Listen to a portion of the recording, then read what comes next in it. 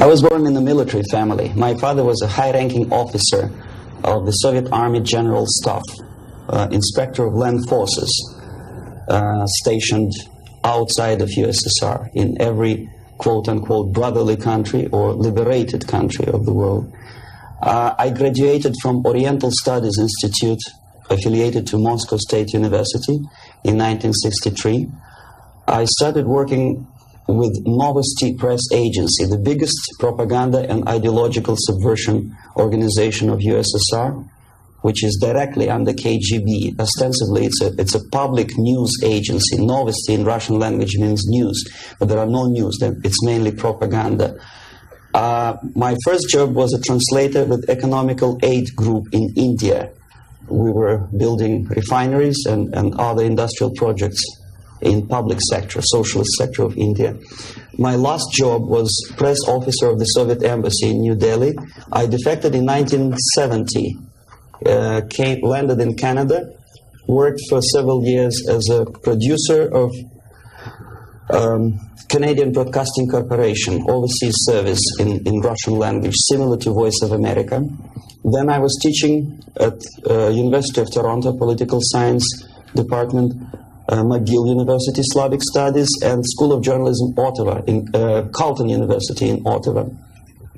Last year, I joined a small Russian language publishing house here in Los Angeles, and now I'm a political analyst for weekly Panorama newspaper. Lumumba University language instruction was my so-called extracurricular activity, which is usually given to Soviet young communists as a non-paid job to prove loyalty to the party. I was instructing students from Asia, Latin America, and Africa before they entered an ideological indoctrination class. It was mainly Russian language instruction, after which the students usually join 2-year or 3-year extensive course in Marxist-Leninist ideological indoctrination, plus their own subjects of their choice, medicine, physics, chemistry, whatever. If after 5 or 6 years studying, they are proven to be, well, flexible, loyal, cynical enough to follow the Soviet foreign policy, they are being transferred to a KGB school for a period of 2 years, after which they are being dispatched back to their native countries and become so-called sleepers. The word originated from sleeping. For several years, they sleep in their own countries doing nothing. Sometimes they're pursuing their own careers, become lawyers, doctors, teachers, taxi drivers, barbers, and they spring into action after many years of destabilization of their own countries as Soviet agents. Therefore, all of a sudden you discover well-established lawyers in a country like Nicaragua who are, for some strange reason, are bitterly against quote-unquote American imperialism and idealistically for Soviet Marxist-Leninist imperialism. I joined Novosti Press Agency before I graduated from the Oriental Studies Institute, where I studied Hindi and Urdu, 2 languages of Indian subcontinent. Urdu is the language of Pakistan and Hindi is the language of India. The journalistic part of my training was ordinary journalism, mass media, communication theories and studies. Together with that, we had a very extensive training in military, civil defense, intelligence, and ideological subversion. So even before I graduated, I started working with Novosti Press Agency, first as a translator, interpreter, and guide with foreign delegations who were invited to USSR and who were shown all the beauties of socialism and dispatched back to their countries to explain to their people how beautiful is socialism. My role was directly linked with KGB activities of brainwashing and psychological assessment of these guests. If they showed any sign of flexibility, which means they showed that they were recruitable, I passed them over to professional KGB recruiters, and from there on they were actively being involved in ideological subversion and propaganda, both in USSR and in their own countries.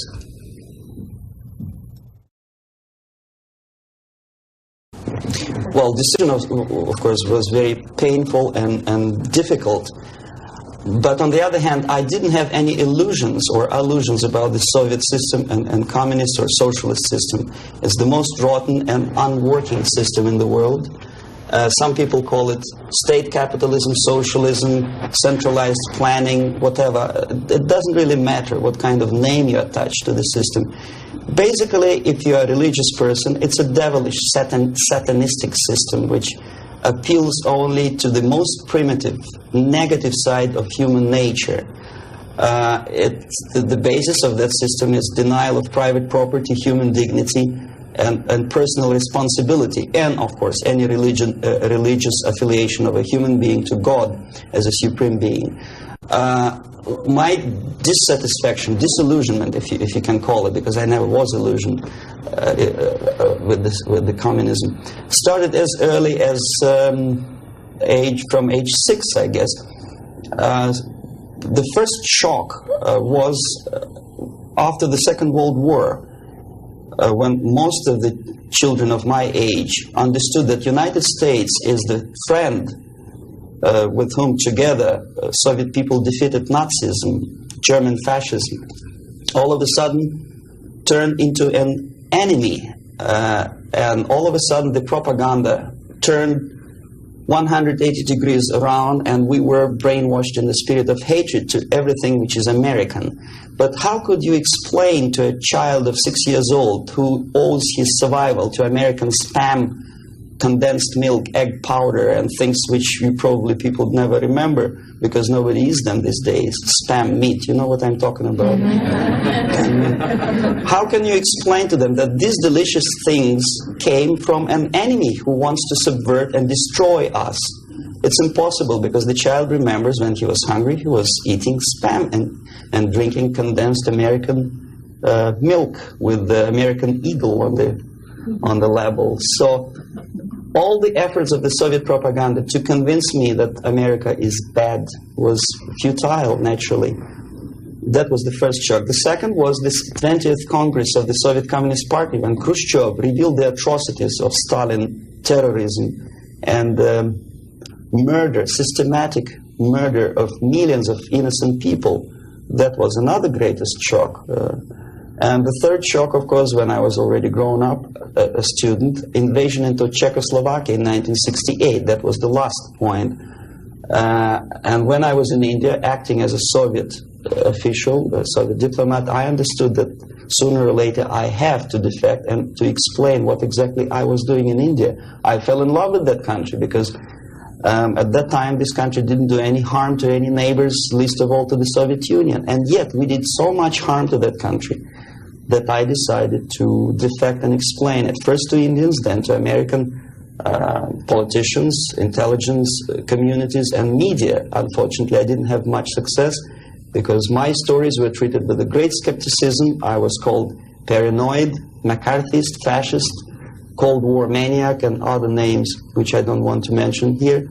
And it took me quite a number of years to understand that I'm talking to people who are trying to prevent average American from knowing the truth about communism. The basic methods are not that much different from activities of any public relation officer from any big company. Say Coca-Cola, I bet they have their own department of public relations and press relations. But the ultimate goal, the ultimate purpose is different. If Coca-Cola wants to make profit and to sell more Coca-Cola to nations of the world, the Soviet Union, the ultimate purpose of the Soviet system is not to sell anything, least of all ideology, is to destroy the civilization on which the affluence and freedom based, and replace it with a system of total control over life of human beings, the system of total exploitation. That's the ultimate purpose. My specific measures, which I was forced to do, unwillingly of course, but I had to do them just to promote myself further and further, is bribery, corruption, befriending politicians, members of parliament, influential scholars, members of civil service, businessmen. In other words, anyone who has any anything to do with shaping of public opinion in the interests of the Soviet foreign policy. That would include a long process which sometimes is unnoticeable to an average person. It's a long-term process which is called ideological subversion. It's unnoticeable as movement of a small hand of a clock. You know it's going around, but even if you watch it intensely, you don't see the movement. The eventual result is befriending these people and trying to get them involved in the activity in the interests of the Soviet foreign policy. The immediate impulse when I learned that the Soviet embassy, Department of Research and Counter-Propaganda, of which I was a deputy chief, is engaged neither in research nor in counter-propaganda. It is a department which is compiling information of private nature on individuals divided in two groups, good boys and bad boys. The sympathetic people were promoted in media and public life. The people who were opposed to the Soviet foreign policy were blackwashed, blackmailed, and destroyed, first morally and sometimes physically too. Understanding of what I was doing came to me when I looked through a press release of United States Information Service describing an incident in a South Vietnamese city of Hue, captured by communists from Hanoi for 48 hours. Then it was recaptured by United States and South Vietnamese armies, and to their horror they discovered that within 2 nights the communists could manage to round up more than 15,000 people and execute them. Most of these people were either sympathetic to the United States or to the Western culture, or directly involved in activities supporting United States President in South Vietnam, agents of CIA naturally, even barbers because they know too much. They were executed, and United States intelligence couldn't figure out how could they possibly do it in such short period of time. Later on they discovered, they found out from several defectors that long before communists occupied that city, there was an extensive omnipresent network of informers who knew exactly the addresses, the names, the whereabouts of each individual who was later executed. When I turned to my own files, I discovered that basically that information exists in my department. So it doesn't take much intelligence to understand what I was doing in India. I was compiling information. Comes revolution, these people would be executed. Indirectly, I was involved in a criminal activity, in mass murder. I decided to defect and explain it to Americans, and the response I already described. I was called a paranoid. But I decided to defect and try nevertheless. There's another long story. It's virtually impossible to defect in India simply because Indian government, under pressure from the Soviet government, if you can call them government. I don't call them government, I call them junta. They adopted a law as early as in 61 or 62, after Stalin's daughter defection especially. That law states that no embassy, no foreign legation on the territory of Indian Republic has a right to extend political asylum to any defector from any country, which is it's a masterpiece of hypocrisy. No other defector but a Soviet one needs a political asylum. If you are a Canadian or American, if you want to be nasty to your own government, the maximum you can do is just to pick up a phone and make a dirty phone call to your ambassador. Buy yourself a ticket and get lost. What happens to a Soviet defector under that law? If I knock a door of United States Embassy, by that law, the American diplomats have to turn me back to the Indian police, and Indian police takes me directly back to the Soviet embassy. And that's the end of my defection. So knowing that perfectly well, and having contacts both with Indian police and American media corps, I understood that the only way for me was to disappear for a while. And the best way I discovered was to mix with a group of hippies. Mind you, that was the time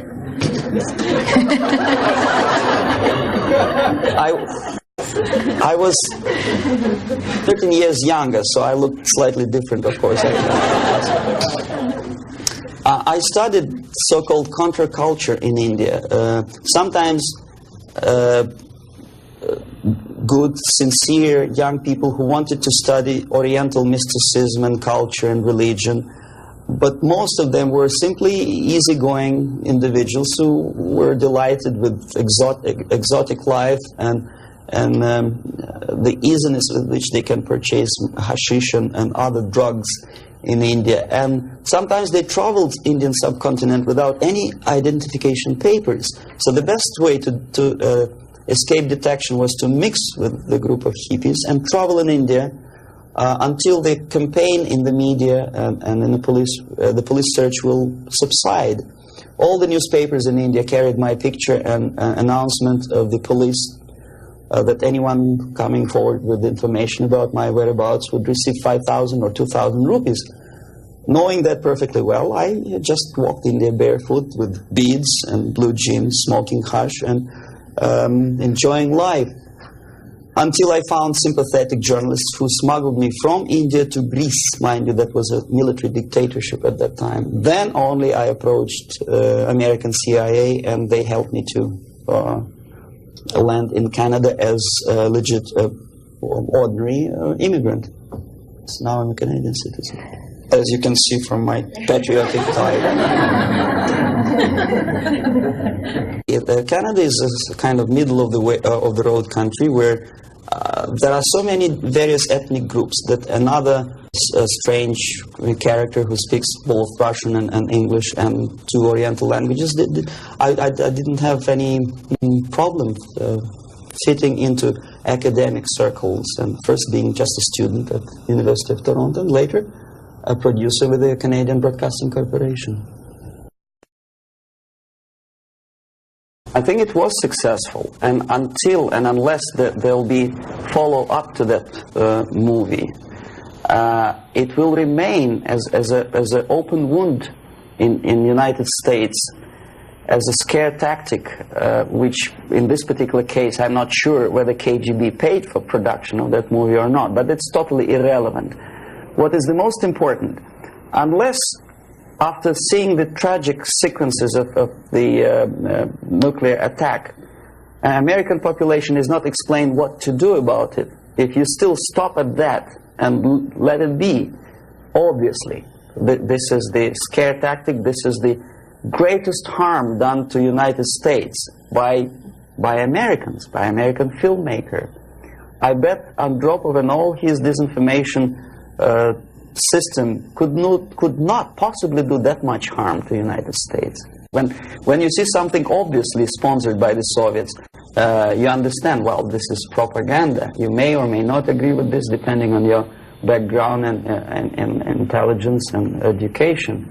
But here it's a subtle approach, playing on the most sensitive strings of your soul, appealing to the most basic instincts of human nature, survival.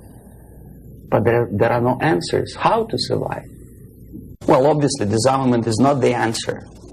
Simply because some people naively expect Andropov to blush out of shame and reduce the number of warheads. It doesn't happen this way. We are facing unresponsive, irresponsible group of people for whom nuclear war is not a theory, it's a practice, and the military strategy of the Soviet Union is designed to do nuclear war and to survive and possibly to win. I started my military training when I was 6 or 7 years old, when I entered secondary school, and I graduated in '63 after almost 15 years of continuous training as a junior lieutenant of reserve of the Soviet Army. And psychologically, every Soviet citizen is well prepared for war, nuclear war. And technically, he is equipped with facilities and the knowledge how to use it in case of war or natural disaster. It doesn't matter. Survival tactics and survival methods are taught extensively in various manners. They are exposed to documentary movies about nuclear war. They know the technical data of radiation or contamination of air and land. They know the organizational patterns of civil defense to such an extent that even if there is no nuclear attack, even if there is conventional warfare, each individual at a certain time knows exactly where to go, what to do, where is the shelter, whom to call by telephone, which is not the case, unfortunately, in the United States. I think if a bomb, ordinary bomb, maybe a stink bomb is dropped in the middle of Los Angeles, most of the people will not die of atomic radiation. They will die of panic. They will run, and the traffic jams and the panic will kill more people than anything else. And where do they go? Is there any literature about how to protect an individual? Is the medical first aid treatment? It's not taught to kids in American colleges, unfortunately. For example, there's obvious tension in the world. Television newscasts inform American family about happenings in East and West Germany. And only at the last moment they decide to bring the canned food down to the basement. It's sheer idiocy. Why not to have them in the basement at peacetime? Number two, there's very realistic picture of what happens when the first nuclear bomb strikes a big city, Kansas City, I think. And people start, a big panoramic picture shows almost an anthill when people are disoriented totally. That would produce love in Russia, because unlike that, Soviets know exactly what to do. There'll be much less panic, if at all.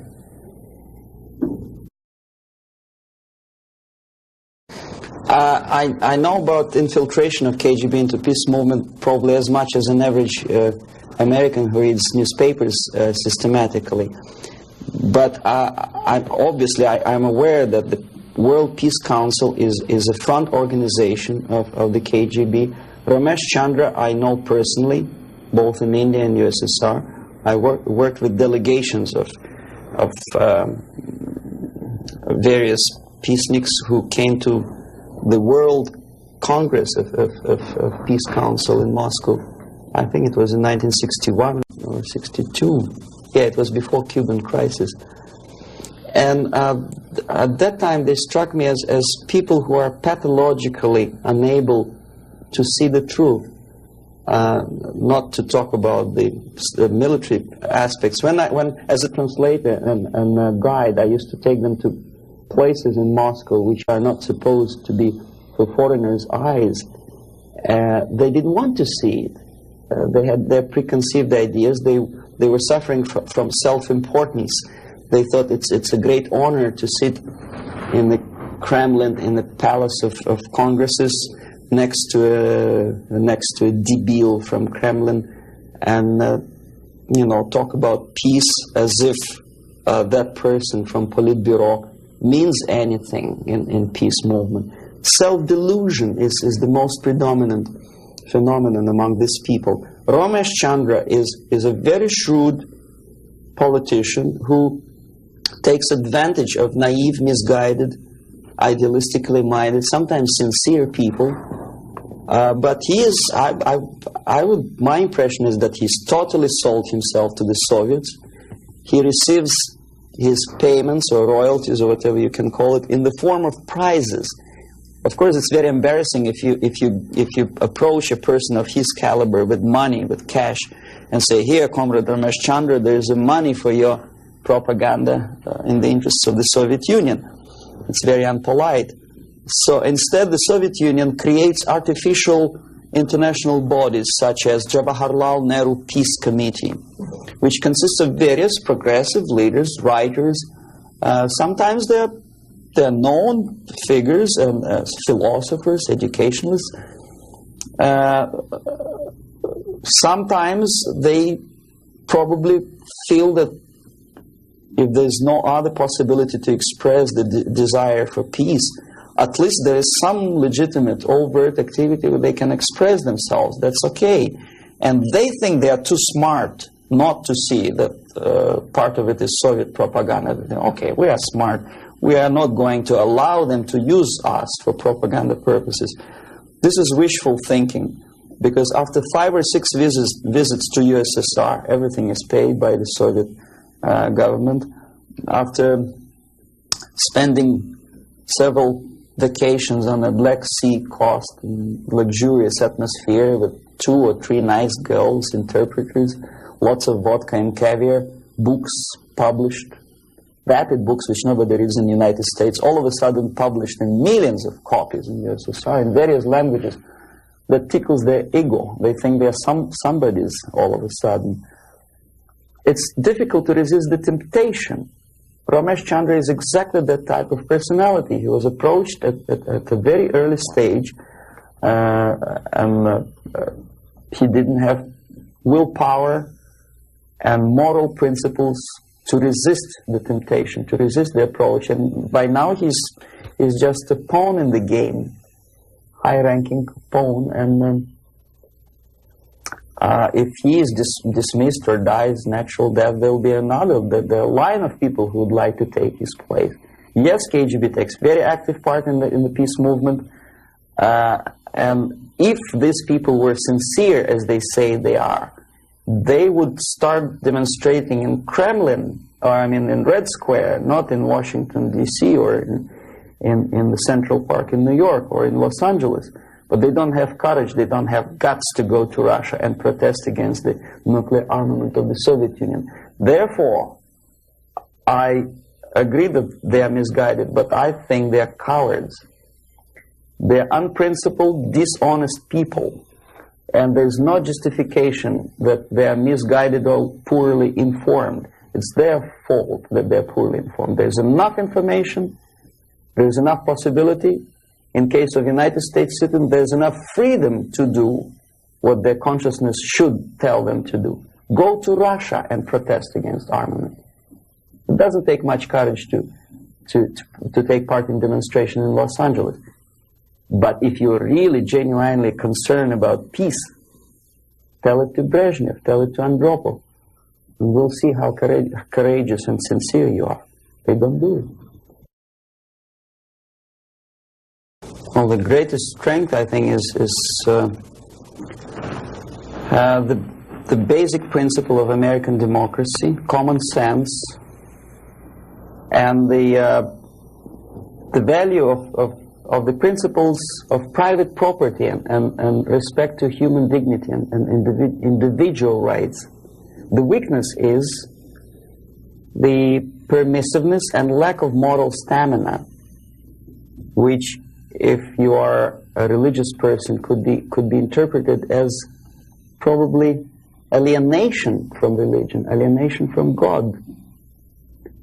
Thinking too much in materialistic terms, thinking in short span of time for pragmatic advantages, disregarding the perspective of civilization. Some philosopher, I forget his name, I was a bad student in Moscow, said that the level of civilization is in direct proportion to the time span that human being thinks in future, for future. The least civilized people live today, this minute. The more civilized nations think about tomorrow, 10 years from now, 100 years from now. Well, this is one of the definitions of...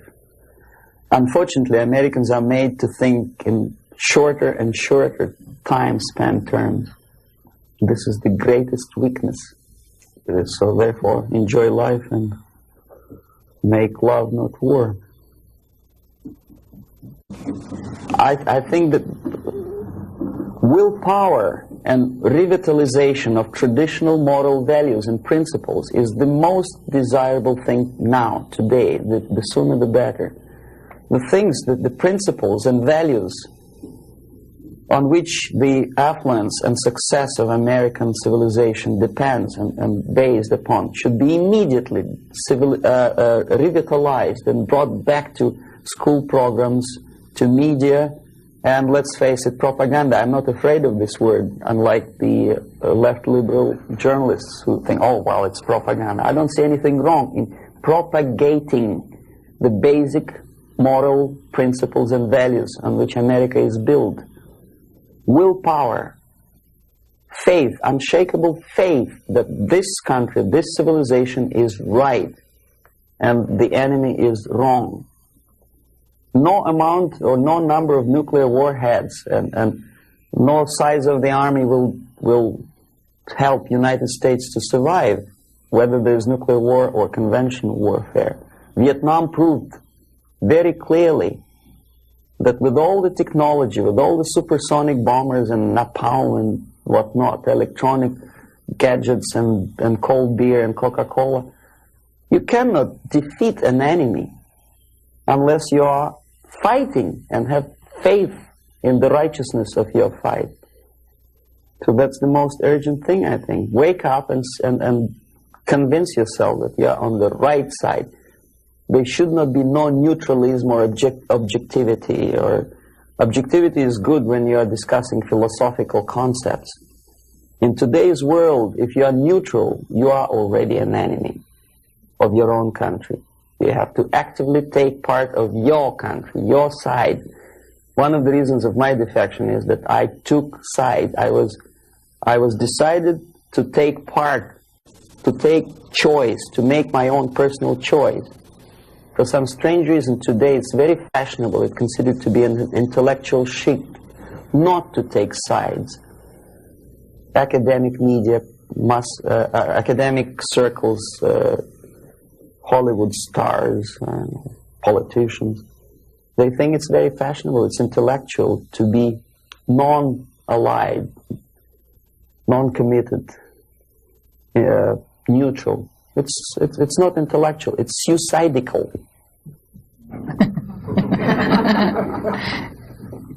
Suicidal. Okay, I'll start with a short explanation. I'm going to show you some slides now. The things that you're going to see, there's nothing new actually. They're reproductions from various media organs in the United States, USSR. Probably you see these pictures 100 times a day. I'm going to give you a different viewpoint on the same things, same facts that you see, and probably don't take much trouble to understand and think what you are seeing. I don't know if you heard my introduction. I'm an ideological subverter, yes, from Russia. Okay. Okay, the idea of showing the slides to you is just to provoke questions in your mind, and later on, if you still have patience with me, I will explain how exactly the system of ideological indoctrination and subversion works. Well, we know that we are living in a time of peace, and we know that recent walkout from the Geneva talks by the Soviets is centered around the nuclear arms and rockets. We don't see much about the Soviet preparedness, a Soviet viewpoint on the military strategy. Well, this is a selection of pictures, only pictures. Confucius said that one picture tells more than 1,000 words. These pictures are from everyday newspapers in USSR. This is what the Soviet citizen looks upon every day. Basically, this is a militaristic spirit, pictures of foreign delegates observing the rockets passing the Red Square. The idea of invasion, unlike in the United States, is not being criticized by the Soviet media at all. On the contrary, it's being forcefully encouraged from the age of, say, 5 or 6 year old. Every Soviet student or schoolboy has to go through military training. This is a picture from a special military school where young kids, well, maybe 4 or 5 years old, are being trained to be future officers of the Soviet army. That's what they do when they grow up. These are the Soviet sailors, Navy officers in a foreign country. We criticize a lot American presence in foreign countries, but we never criticize and we never pay too much attention about these planes landing with ammunition and firearms in, say, countries like Ethiopia. These are the pictures in Time magazine which probably you've seen and then forgotten about it. These are the Soviet tanks on foreign territory. Are there any protest demonstrations in Los Angeles or New York City? No. These are the Soviet military advisors. Nobody tells them Russians go home. How it starts? The media obviously plays a great role. This is a political cartoon from a Western newspaper. You see, it was published sometimes after the Second World War. These 4 columns of peace, pay attention to whom they are being erected. Roosevelt on the left, Churchill on the right, and Stalin in the middle. A peacemaker, Stalin. Okay, this is another thing. Chicago Tribune, January 1945. Destiny's Child. New Year, 45, is born. Look who is looking with love and affection. Churchill, Roosevelt, Chiang Kai-shek, and Stalin. And this is how the Soviet media describes Churchill as a warmonger. Искусство, Moscow, 1951. This is how the Soviet media presents American militarism linked with Nazism. This is how the Soviet media illustrates South African colonialism, not much different from a political cartoon in New York Times or Los Angeles Times. As a matter of fact, almost similar. Growth of inflation due to military expenses. A political cartoon from Pravda newspaper. It could be published as it is in Los Angeles Times. Nobody would wonder. NATO is criticized by the Soviet media, but so it is by the American media. Law and order, justifying the former military criminals. This picture. This is what this is a number of books which I selected in an average university bookstore. Most of them are left-wing propaganda. Erich Fromm, May Men Prevail. The Indochina story, of course, from the viewpoint of left. Lenin's work, How to Deal with Communists, by a former ambassador to USSR. Marx and Engels, Lenin, Herbert Marcuse. The communist movement. These are the books which are included in the list of reading for an average student of political science department in any college of Canada or United States. These are the books which are on sale in United States and Canada. Soviet propaganda. These are the booklets and magazines published by Novosti Press Agency, for which I worked for 12 years. No restriction for these booklets. I found them on the campus of Toronto University. Half of these books I edited myself when I was working for Novosti in Moscow. This is a very interesting thing. It doesn't say much unless I explain what it is. These are the seals attached to crates of books imported from USSR to Montreal. As you can easily see, the seal is unbroken, which means that the customs in Canada didn't bother to see what's inside. And as I know from my personal experience, we used to import machine guns, AK-47 and ammunition through India to Bangladesh in exactly the same crates, signed printed matter to Dhaka University. This is what editor of Time magazine suggests you to read at the time of invasion, fall of Southeast Asia to communists. Solzhenitsyn's Gulag Archipelago is on the bottom of the list according to the editor's choice. Why on bottom of the list? These are the books which are never included in the list of compulsory reading to in any university or college in the United States or Canada. Look what the student is missing. The Death of Stalin, Childhood in Prison, Ferment in Ukraine, Russian Secret Service, The Great Terror. These are the books which for some strange reason Americans are denied the freedom and right to read. Why America is in global retreat? Have you ever seen this book on a campus? No, of course not. I know that. Anthony Sutton, National Suicide. Have you ever had a chance to read that book? Oh, you had? Well,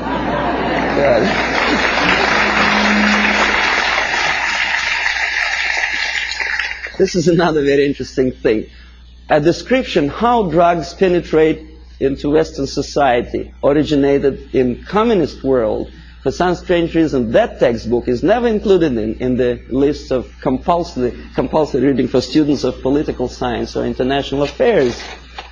This is the book written by a former member of Communist Party in Czechoslovakia, explaining the tactics of subversion. For some strange reason, it was not published in the United States or Canada. The author had to pay for the publication himself after defecting to the West. This is another interesting example. Exoneration and Ultimatum, written by Richard Romer, a science fiction novel about invasion of the United States into Canada to expropriate the oil and natural gas resources in that neighboring friendly nation. Why it took invasion, I don't understand. 51% or more of the companies are already belong to the United States. In Canada, as probably you know already. Who is the author? Richard Romer is a dynamic and dedicated exponent of the needs of potential. And so anyway, he's a friend of Pierre Trudeau, a former military officer. And what he writes is something that Andropov probably would be very happy about. He describes a situation when the only thing that saves Canada from United States military occupation is a call from Andropov to the President of the United States, threatening him with the reply or the military answer to an invasion of Canada by United States. And this is written by a close friend of Pierre Trudeau, a politician, a former military man. Why? Is he a paranoid or am I a paranoid? These are the three books published almost simultaneously, sometimes in the middle of 70s. CIA and the Cult of Intelligence. CIA Diary by Philip Age and the KGB by John Barron. I tried to buy the KGB, but it was not in the bookstores of Canada or United States. The previous two books on the left were. This is the author of the most anti-American book, The Defector to the Communist Side, Philip Age. He is alive. Nobody is threatening his life. Nobody is poisoning him with poisoned umbrella. This is, you know who? He is criticizing CIA for developing a gun to kill communist agents. And he tries to present it as a crime on behalf of United States Intelligence Agency. Why is it a crime? To defend you from the communist agents and to develop a secret gun, which is silent, is a crime. Is there any logic? I don't see any. This is the fellow who also criticizes the United States CIA for developing technical means of bugging USSR embassies on the territory of United States. Why not? I don't see any reason why not. But Mondale obviously does. He knows better. These are the authors who published lists of American agents stationed all over the world. They are alive. They actually made quite a lot of money on that publication. And this is the victim. The chief of CIA in brief was killed when the book of the previous two Americans was published. This fellow is dead. The other two are not. Siberia in 1971 was visited by a group of politicians from Canada. And this is the report about that visit. This is the group. We're shaking hands with the Soviet ambassador. This is a Soviet technical miracle. A pipeline on thermofrost or something. In other words, what Canadians were doing in early 60s is presented to Canadian public as an achievement, a great technological achievement in USSR. This is the route of their travel in Siberia. The Canadians covered that much of distance. Please remember that map. I will come back to that question. This is a book published by a Canadian author, Farley Mowat. By the way, Never Cry Wolf, a movie which is made on the basis of Farley-Mowatt's book. He's a nice fellow, drinks a lot of vodka. He was a guest of Novosti Press Agency, which I was working for. This is another book written by Farley-Mowat after returning from Siberia. He was accompanied by a person like myself, a Novosti Press Agency journalist. Glorification of Siberia. This is what this is the route, I promised you to come back to that map, which Farley-Mowat, a Canadian progressive writer, covered when he was in USSR. This is what he makes Canadians to believe Siberia looks like. It does, of course. Baikal Lake is a very beautiful natural phenomenon. A nicely dressed Soviet Eskimos or Chukchas, I don't know, some ethnic minorities, friendly talking to each other in fluent English.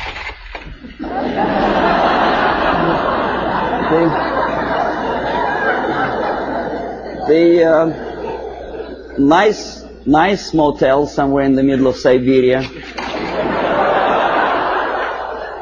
Huge electrical projects. It is true, it is built, but they never mentioned by whom. And this is what I eventually wanted to show you. These are the two routes. First one in red ink by Canadian government delegation. In blue ink by the author Farley-Mowat, accompanied by Novosti Press Agency. The black dots are locations of Soviet concentration camps. These people were shown the places where the slave labor is being used by the Soviet government, if you call them government. I call them junta of mass murderers. But there is not a single mentioning, not a word, that those beautiful electric stations were built by slave labor. This is what Canadian reader will never see in the report by Canadian politicians or the progressive writer Farley-Mowat. You say, well, that's Russia. This is not a kindergarten. This is a prison for children of prisoners. These are the houses. If an American contractor would build a house like that, I think he will end up in jail. But this is what is being shown to some naive foreigners as achievements of Soviet technology. Naturally, if you follow the editor's choice and advice, you will never understand that the description, the most detailed description of Soviet concentration camp system is put on the bottom of the list. You say, well, maybe in USSR, the concentration camp is nothing surprising. Well, this is a concentration camp in Southeast Asia, in Cambodia. Same thing. Slave labor. This is what happens to slave laborers when they don't obey the orders. They are being executed, not by firing squad, because bullets are too expensive, by shovels, crushing skulls. This is the victory of communism for you. This is what happens to their children. And this is the originator of this slaughterhouse, Cambodian Premier Pol Pot, during interview with Time magazine. Very nice, plump, fatherly image. You are made to believe that Holocaust happened during the Second World War is something that may happen again. It may. But the originator of it may not necessarily be the Nazis. We don't have any Nazi submarines roaming around the shores of the United States and Canada. We have liberation forces. That's what Holocaust. This is happening right now, after the so-called National Liberation Movement. This is a still from a movie, Holocaust, a television production. The Nazis are shooting the prisoners, the Jews. We are made to, well, it's horrible, of course, there's no denial. It happened many years ago, and the tactic which I will explain you later, if you have patience with me, is sidetracking your opinion from present danger to the past. From this is present time, this is past time. This is happening right now in Asia, Africa, and Latin America. Is there any movie about Holocaust which happens now? No. This is what happens in, well, it did happen in Rhodesia before it becomes Zimbabwe. It's a black girl, by the way, not a white one. This is the result of the socialist movement. These people were killed by those who are now in power in Zimbabwe. And we call them reverend bishops or whatever. This is the supply of Soviet arms to Rhodesia before it turned into Zimbabwe. And this is a very interesting picture. A poor South African is showing his internal passport, saying that there's no freedom and he has to live wherever he's assigned to live by the police. For some strange reason, not a single media outlet in the United States makes a comparison, because in Russia every citizen has a passport like that. And the Asian ethnics in USSR do not have the right to live in those areas which are designed for the whites, and the other way around. But we are getting emotional about this passport. Why not about Soviet passport? The answer is flowing in the wind, how they sing in the wind. Okay, the feeling of guilt. Open any magazine. There are lots of pictures like that. Hungry people asking for your dollar. Donation. Think about it. Emma De Leon has no one else to turn to except you. See how many pictures? I collected them within 1 week. And who helps them? Rock stars. Through United Nations, UNICEF. And how they use this money? They buy arms. Have you noticed that countries like Philippines never ask for donations? Why? Because they have free market system. Oh yes, they have military dictatorship, oppression of civil rights. But for some strange reason, only those countries which are already liberated by Marxists are asking for your donations. Why? And when they get these donations, will you be my friend? This is what Time magazine wants you to think. If not, the implication is this is what's going to happen. Kolwezi, when white miners stationed in this small country, African country, were murdered by so-called National Liberation Movement. This is the result. Raped and murdered after your donations. And who is supporting these movements? Of course, United Nations. Okay, we'll come later on to the question of semantic manipulation. Everybody knows that United Nations is not united and it's not nations, but we continue to call them. I don't know how many people noticed the striking similarity between the emblem of United Nations and emblem of the USSR. You think it's coincidence? The symbolism is obvious, unless you are blind, of course. And the creator of the United Nations Charter is an American, Alger Hiss, standing next to Comrade Molotov, sitting there on the left. We know he was a Soviet spy, but he's at large now. Alger Hiss, he's a lawyer, a respected citizen of the United States, a former Soviet spy. Well, you know, this guy is Daniel Ellsberg. He published secret papers of Pentagon. Why not of Soviet military-industrial complex? He's a respected citizen of the United States. Dr. Spock, Agony of Vietnam. I forget what's his name. Oh, yeah. How many men has to die before they understand I don't remember the lyrics of the song, but it was a very impressive song. When I was a Soviet student, I almost cried when I listened to that. And I thought, my God, what a nice fella. John Baez, very nice couple of kids. Jane Fonda, she was crying on location in Vietnam, beautifully filmed by American Hollywood filmmakers. What is she doing now? Did she ever defend both people? Did she say a word in defense of Vietnamese? or say about horrors of coming out of this. No, she's busy preaching the health or whatever. And also, she takes part in demonstration against South African racism. Not about this. And not about this. This is liberation movement warriors. Jane Fonda didn't say anything about that racism. A black killed by blacks simply because he is anti-communist.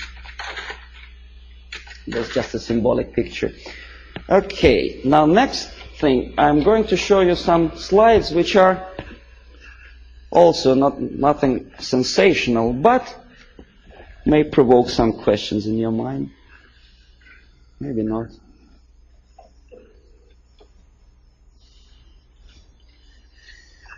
Okay.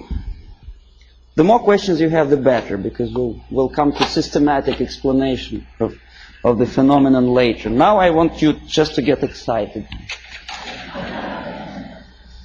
Hollywood actress talking to Fidel Castro. Nothing wrong, of course.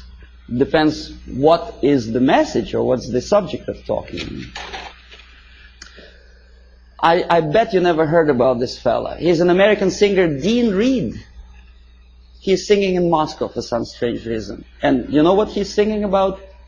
Oppression, civil rights in USA, and about poor Americans who cannot survive. Well, I don't want to be too critical of Pope of Catholic Church, but some statements which he made at the earlier years of his becoming a pontiff of Catholic Church, strikingly unpleasant to me. Communism and church can coexist. Can they? Well, you should ask Russian Orthodox priests who were literally exterminated by the Soviet communists. Communism and church can coexist. I don't think so. Catholic Times. I collected this newspaper in a Catholic church, which I attend, although I'm Orthodox Christian, as Russians, most of them are. But I do come to Catholic church because my wife is a Catholic, so I don't see much difference, because God, I suppose, is one, so Jesus Christ is also the same, which church, whichever you go. But Christians and socialism is something that doesn't really appeal to me. I don't know, how about you? Social justice central to gospel, is it? I never heard about it. Join with Marxists? It's from the same newspaper. And that's how they joined with Marxists. Nicaragua, before Sandinista came to power. A priest with machine gun behind his back. And the machine gun, of course, Kalashnikov, if you know anything about machine guns. Okay, then there are some strange deviations from religious path. What's his name? Jim Jones. Reverend? Nice looking guy with adopted kids, and shaking hands with a politician, Mayor George Moscone in 1976. Very nice. That's how it all ended, you remember. More than 900 people who poisoned themselves together with their kids in Guyana. This is a very interesting picture. It's not very clear. Instead of Jesus Christ, they put a naked lady, you know, in the church. Strange, huh? Of course it's strange. Crucifix of a woman for Palm Sunday. Boy, Jesus Christ would turn in his grave if he were engraved.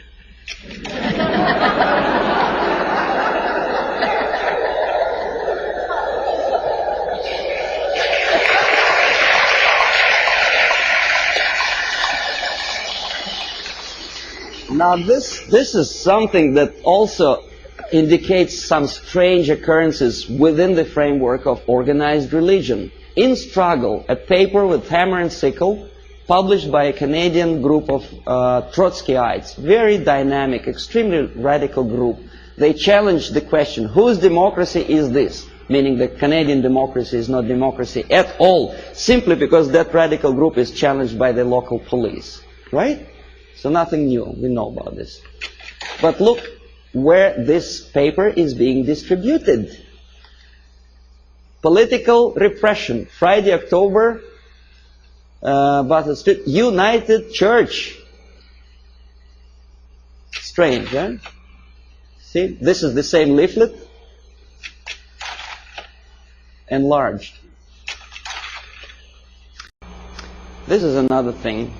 President Carter handed over an antique crown belonged to Church of Hungary to the present communist regime of Hungary.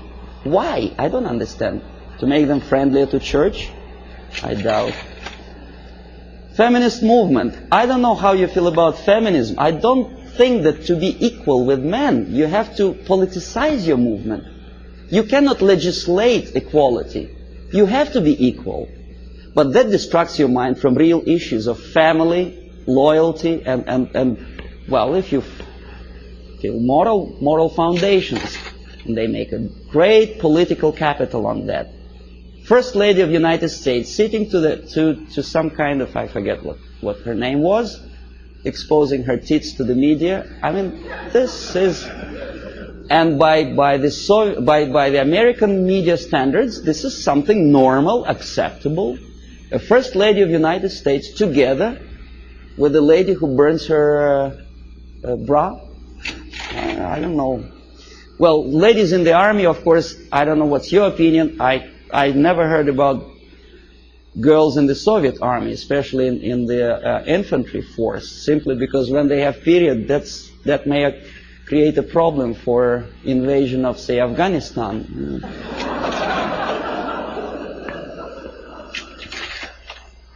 Again, the homosexualism. To be honest, me personally, I don't like the idea of homosexuality. I think it's unhygienic. But homosexuality in the army, making heroes of them, gays on the march. Why? Why to have copulation in a natural manner deserves a public opinion, attention, and a political force? Why to politicize something which doesn't belong to politics at all? In the Soviet Union, we have a joke: don't mix politics and prostitution. They are already mixed. We know perfectly well, the medical science proved that homosexuality leads to distortion in human psychology. This fellow killed 15 kids after molesting them sexually. We know that most of the agents who were recruited by KGB, including McLean and Guy Burgess, were homosexuals. But we are reading in the media that this is something acceptable. More than that, we are made to believe that these people deserve equal rights and respect. Well, that again is a debatable question, whether to like or not to like certain type of music. Me personally, I don't. These two nice ladies, one is younger, the other is a little bit older, both of them wanted, for some strange reason, to shoot President of the United States, defending the environment of the United States, the green trees and vegetation. Why it takes death of United States President to defend the environment, I don't understand. If you do, please explain. Then, of course, glorifying all kind of national liberation leaders, we naturally provoke our own kids to go into some strange liberation movement. You know who I'm talking about. This is the girl who was abducted by terrorists, and then she became terrorist herself, a daughter of a wealthy publisher. Naturally, there are thousands, millions of kids who loved, adored her courage. This is Comrade Carlos. You know who he was? He was trained and educated in Lumumba University, where I was teaching Russian language to the likes of him. That's the result of the activity when they come back home. Aldo Moro was killed by Red Army terrorists who wanted to liberate Italians from something. I don't know from whom. These are the persons who were part of Baader-Meinhof gang. And this is a person who also liberates someone from someone. I don't exactly know, obviously, Indians from whites in the United States. But pay attention what he holds in his hand. It's Kalashnikov, AK-47. I know it by heart. I can put it apart with my eyes closed. War on terrorism. Does it exist? Apart from verbal war. This is what I have collected on a campus in Canada. Carleton University, Ottawa. Left-wing tabloids. That's how they instill in the minds of people, young people, that to fight is the only way, the violence, death is the only way to achieve rights of Palestinian people, other people, Quebec separatists, and jobs and peace. Obviously, you cannot get job if you spend all your time walking up and down streets with posters like that. You have to go to a place where the jobs are. And of course, to find a job, the most unsuccessful way to find a job is to read papers like that. Don't feel like working. This is something another. This is a Playboy magazine. Probably you heard the story about Larry Flint, how successful is he to attract attention of media and public opinion by doing crazy things, getting involved in court case of the car manufacturer. Why he wants to do it, I don't know, but what he does attracts some strange mass attention. Playboy magazine makes jokes about Russian sex. That's the image they want to present to American people. But they don't explain to American people that the process of demoralization is not a question of joke. This is Portugal after socialists came to power. On your left is a prostitute who was imported from East Germany to Lisbon. A communist prostitute in a country which is just had its successful socialist revolution. Very interesting. What for? To make money? No, I'll tell you later. On the right, pornographic literature in a country with strong Catholic moral principles. Well, I don't know how many people of you like to drink alcohol. I did. But I noticed that some ads in magazines have some strange desire to joke about alcohol. And the jokes are closely related to justification of Soviet, Russian presence. A prominent Russian joined the secret service. Something to joke about while you drink vodka. I don't see any humor in that. Do you? I don't know. Okay, this is a number of advertising of alcohol for which Canadians get into hot water. Comes the revolution, anyone can drink McGuinness vodka. Alberta vodka is superimposed on the picture of cruiser battleship Aurora. I don't know how many of you know that this is a historical relic in USSR. The revolution, communist Bolshevik revolution started with the cannon fired from that battleship. And obviously Soviet embassy was insulted, so they sent a protest note to Pierre Trudeau. And the picture was removed from the magazine. When I was teaching at Carleton University in Ottawa, my superiors forced me to do an IQ test with two groups of my students. The idea was to answer about 100 questions, to give answer, yes, no, or undecided.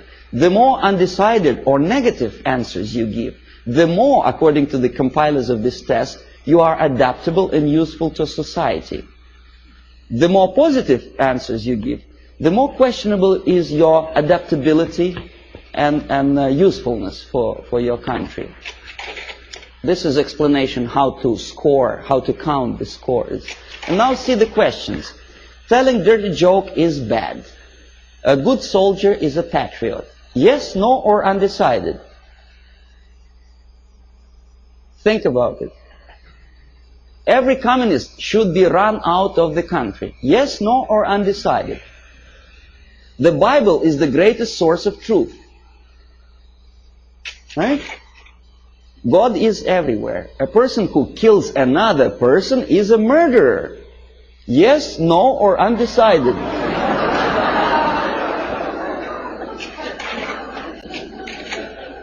Okay, now, if you don't believe me, let's come back. See, I want to repeat you once again the conditions of the scoring. The more undecided and negative answers you give, the more you are adaptable and flexible and useful for the society. Do you understand what they are doing to kids? Okay, they are doing two things at a time. They teach them moral relativism.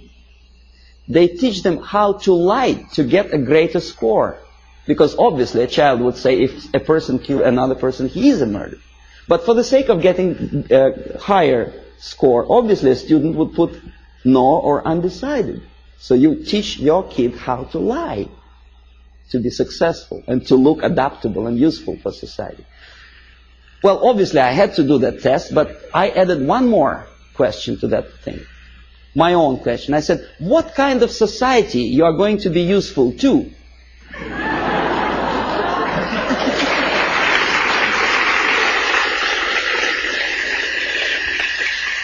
And most of my students give me an excellent answer. They say, a society where there is no moral principle, no respect to God, love, family, and working ethics. Very simple. They are not that stupid. Here we are, Comrade Brezhnev. Now, this is the picture from a Soviet magazine. Obviously, Soviet media tries to project their leaders in the most respectful way. Very impressive, very fatherly, very serious person. There is nothing surprising. What else is new? Of course. But this is Time magazine, an American magazine. The caption is not quite clear, but it says basically that Comrade Brezhnev doesn't give interview to Time magazine. The message is clear. He's a positive, caretaking person. He's too busy to take care of the world problems and economical problems in Russia. It's a very humorous caption. But nevertheless, the impact, if you are not quite concerned about politics, what is your impression about this nice gentleman? Nice, smiling, tired, well. And this is how media presents your leaders.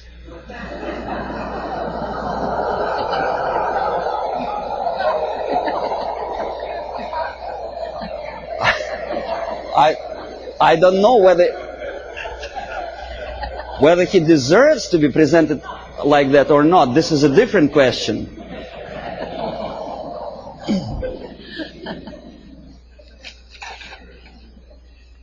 This is Prime Minister of Great Britain about 10 years ago, together with Beatles. You may or may not like Beatles. Me personally, I don't like them. But a Prime Minister of a country together with entertainers. The Queen, Her Majesty Queen, knighted Beatles, a highest honor which previously in all times was given only to the most deserving patriots of the British Empire, was given to a bunch of monkeys.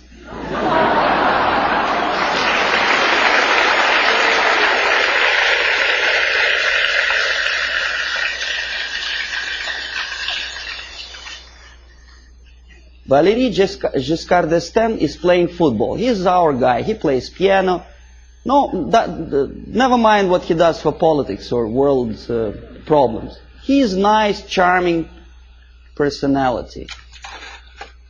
Helmut Schmidt is taking part in the circus performance. Nice, charismatic leader. Never mind what his policies are. He's popular. He's in the section of People of Time magazine. First Lady of the United States together with the pop singer, folk song singer. Well, so what? You know, we had a saying in Russia that in old times, clowns were entertaining the royalty. Today, the mightiest of the world think it's a privilege to appear with entertainers. Just the reverse of the old principle, you know. They are the entertainers of entertainers.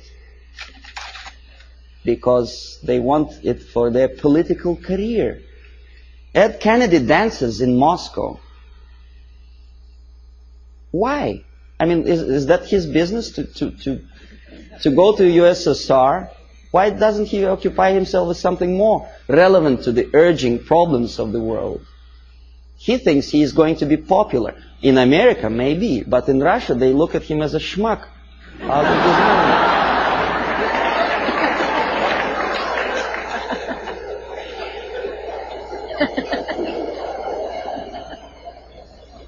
Senator McGovern is talking to a gorilla somewhere in Africa. Not the gorilla monkey, but a young member of National Patriotic Movement. The movement which is indoctrinated by the Soviets, armed and paid for. He thinks he's smart and he's something to admire. I bet the guys who are standing behind don't think this way at all. Well, Kissinger just by mistake is here. Would you buy a second-hand car from this?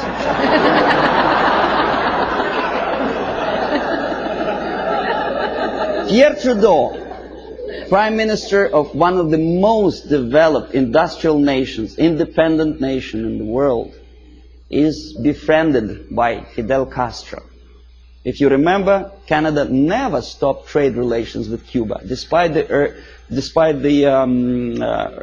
urge from the United States government's administrations not to sell Cuba strategic technology and materials. No, he wouldn't listen to the United States. He smiles at Fidel Castro.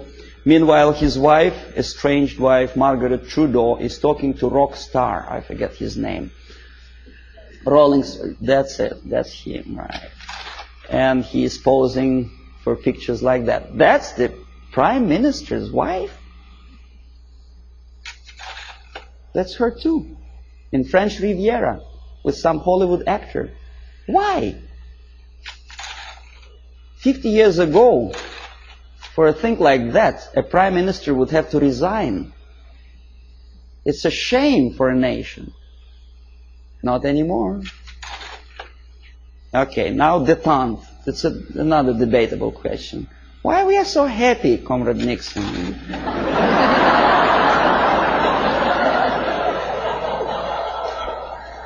What is so funny? I would like to ask. Yeah, smile again. Why? He's standing next to a mass murderer and he's smiling. Why? Pierre Trudeau also attentively listens to Comrade Brezhnev's, I don't know what.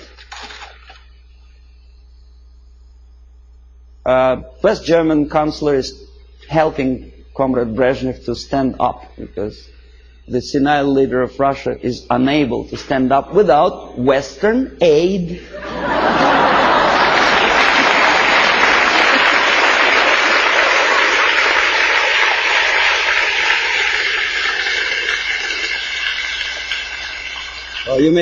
You may say, well, it's West Germans, they're too close to Russia, probably they do it just in case.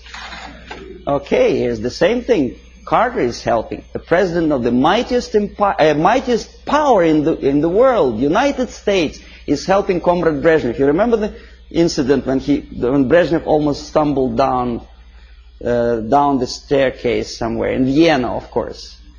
And thanks to Carter, he didn't fall. Andrew Young is talking to a dictator in Africa.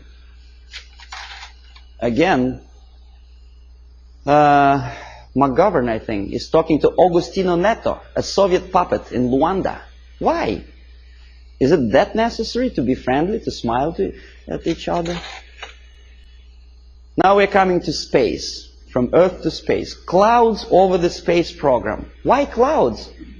Mind you, this is after 3 or 4 successful landing on Moon. Why clouds? Okay, here's 2 pictures. Left, Soviet cosmonaut walking into Kremlin Hall for a ceremonious reception. On the right, 2 American cosmonauts casually watching TV. On the top, Soviet Politburo talking to the space pilots on orbit. On the lower picture, Lyndon Johnson with, I think that's Glenn, no? An American spice pilot. Now, even if you don't know anything about the theory of information, the comparison, mind you, this is a French magazine, it's not a Soviet propaganda. The comparison of the size of the pictures gives you the message already. What is more important? What is more impressive? Here, a picture from Soviet newspaper Pravda. A Soviet schoolboy compares two replicas of Soviet Soyuz spacecraft and American Apollo. Friendship in space, détente, right? Pay attention to the size of the spacecrafts. They are almost identical, right? Now this is what the size, almost actual size is. The American spacecraft is on the left. It's almost twice as big as the Soviet one, right? Okay, this is a Soviet picture. This is an American picture with true sizes. Okay? You say, well, Soviet media, of course, tries to diminish the successes of the American space program. Now, this is an American media. On the left, a Soviet moon walker or Soviet probe on moon. On the right side, an American space Volkswagen, as they say. It actually was used on the surface of moon. The sizes are almost identical, right? Wrong. The thing on the left is the size of a tea kettle. In other words, about 100 times smaller. But Time magazine does not explain it to the readers. An average person in the United States has an impression that the junk on the left is as important and as successful as the masterpiece of technology produced by American mind and ingenuity. Okay, you remember Skylab? There was a time when it just about to fall down on the United States or any other country. And the Pentagon was very worried. There were pictures, there were discussions on TV. Some strange characters even started joking about it. See the Skylab target. A lot of emotions expressed about the failure of United States Skylab. A lot of bitter opinions were expressed about the unnecessary spending on space research. But when Soviet nuclear-powered satellite fell on the territory of Canada, there was no protest demonstrations, there were nothing like that. Nowhere in the world. Ask yourself why. According to some information, this was not a satellite at all. It was a flying atomic bomb. Canadians spent something like $15 million just to find the junk on their own territory. Thanks God it fell in inhabited areas of Canada, in Northwest Territories, where only penguins live. Well, what if it fell on Toronto? A flying nuclear bomb? Oh boy. But no protests. Here, Soviet ambassador Anatoly Dobrinin happily looking at the linking of American and Soviet spacecraft. In where? In American Grounds Control Center. This is a picture from Time magazine. This is also a picture from Time magazine. Soviet citizens are watching the same moment, linking of spacecraft. Think about it. Compare. Here, happiness. On the right, American representative of the NASA and Dobrinin, very happy. That's how ordinary Soviet citizens think about the farce in space. They understand perfectly well that linking spacecraft in space is just a fake. It doesn't mean anything. Look at their faces. They are sad. A dream was realized. Was it worth the price? pessimistic question, right? After all the successes of American space program, the media tries to instill in your mind a doubt, pessimism. Why? Oh, this is a frog. I don't know how much you know about frogs. I'll tell you that a frog can see a mosquito only if it moves across the area of its vision. If a mosquito quietly sits on a grass blade, the frog doesn't notice it. That's the attitude of American media. They do not notice problem unless it moves, and moves close to Hilton, where they station.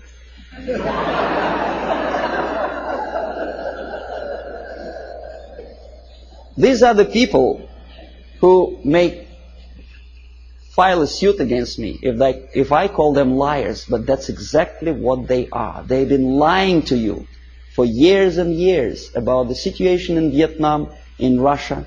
They were selling commercials, deodorizers and cars. And they sold you a rotten information, disinformation of what happens in the world. They have a vision of frog, but they look like semi-gods to you. And if I challenge their credibility, probably the people will call me a paranoid or a very nasty person. I may be a nasty person, but that's my opinion. I was a person who used to take these people for a ride when I was working for the Soviet side. Okay, if you don't believe me, here, one of the most conservative newspapers, in this particular case it's a Canadian newspaper, the Globe and Mail, editorial page.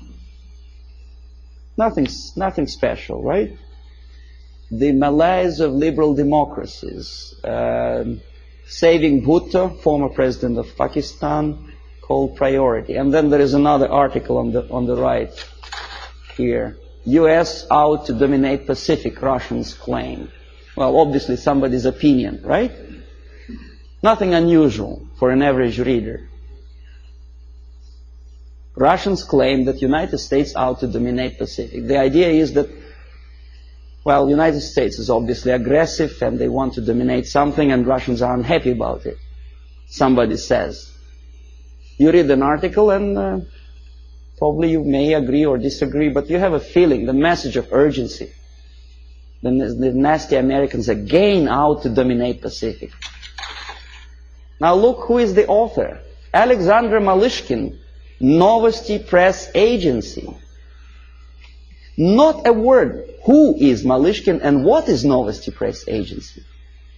An average reader will accept this article as a legitimate, overt expression of an ordinary journalist. It is not an opinion. It's a fabrication by an extension of KGB.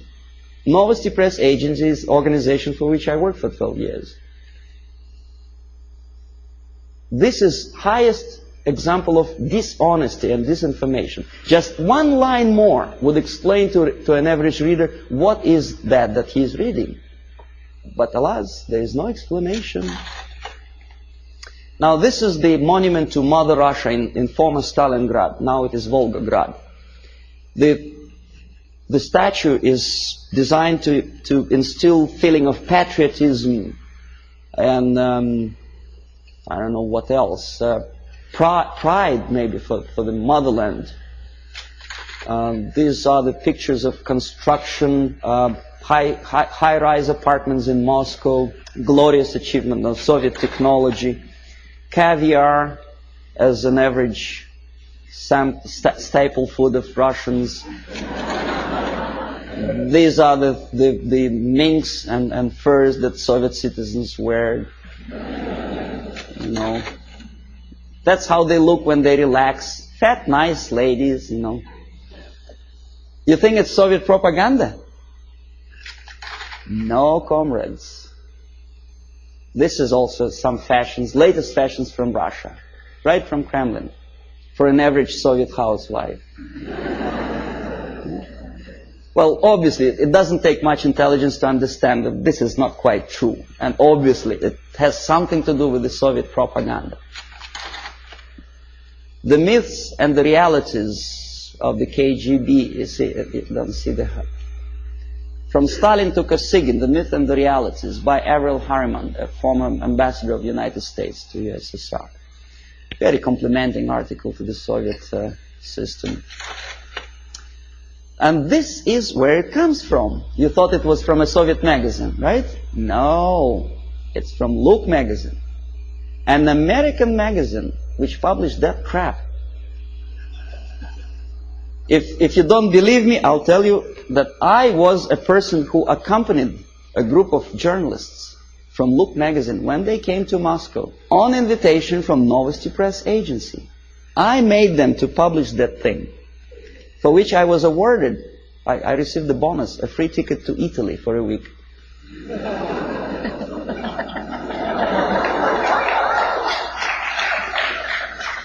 Now, this has looked like sheer high-class idiocy, but unfortunately, this is exactly what happened. It didn't took me much effort to convince the Americans to tell the American journalists from Look magazine to bring back this magazine, to dedicate the whole issue to the glorious anniversary of Soviet Revolution. This is what you were reading in your American magazine. This is how an average American perceived the Soviet way of life. A happy Soviet citizens. This is what an average girl in Russia wears. This is what they eat and drink. This is how they build their apartment houses. And this is how they're fiercely patriotic. Amazing.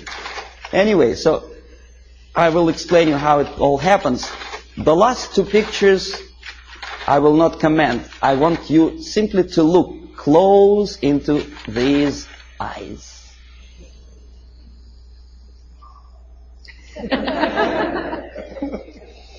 This is the person who wants to liberate you. Wanted, at least. Not anymore. He is dead. But there are many other people with the same type of eyes. If I were a deeply religious person, my answer to that picture would be, these are the eyes of a Satan. Yes. Nice fellow, right? United Nations celebrated back in 1969, I think, the 100th anniversary of his birthday. The greatest leader of mankind. God forbid us to have leaders like that. Well, that's all. Well,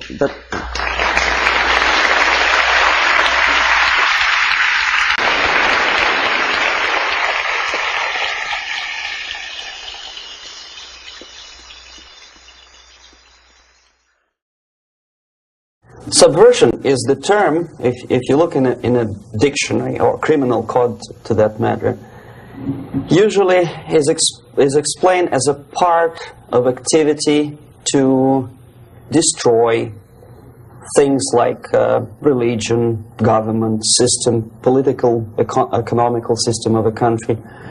And usually it's linked to espionage and such romantic things as blowing up bridges, sidetracking trains, cloak and dagger activity in Hollywood style. What I'm going to talk about now has absolutely nothing to do with the cliché of espionage or KGB activity of collecting information. So the greatest mistake or misconception, I think, is that whenever we are talking about KGB, for some strange reason, starting from Hollywood movie makers to professors of political science and quote-unquote experts on Soviet affairs, or Kremlinologists as they call themselves, they think that the most desirable thing for Andropov and the whole KGB is to steal blueprints of some supersonic jet, bring it back to Soviet Union and sell it to the Soviet military-industrial complex. It's only partly true. If we take the whole time, money, and manpower that the Soviet Union and KGB in particular spends outside of USSR border, we will discover, of course there are no official statistics unlike with CIA or FBI, that the espionage as such occupies only 10 to 15% of money, time, and manpower. 15% of the activity of KGB. The rest, 85%, is always subversion.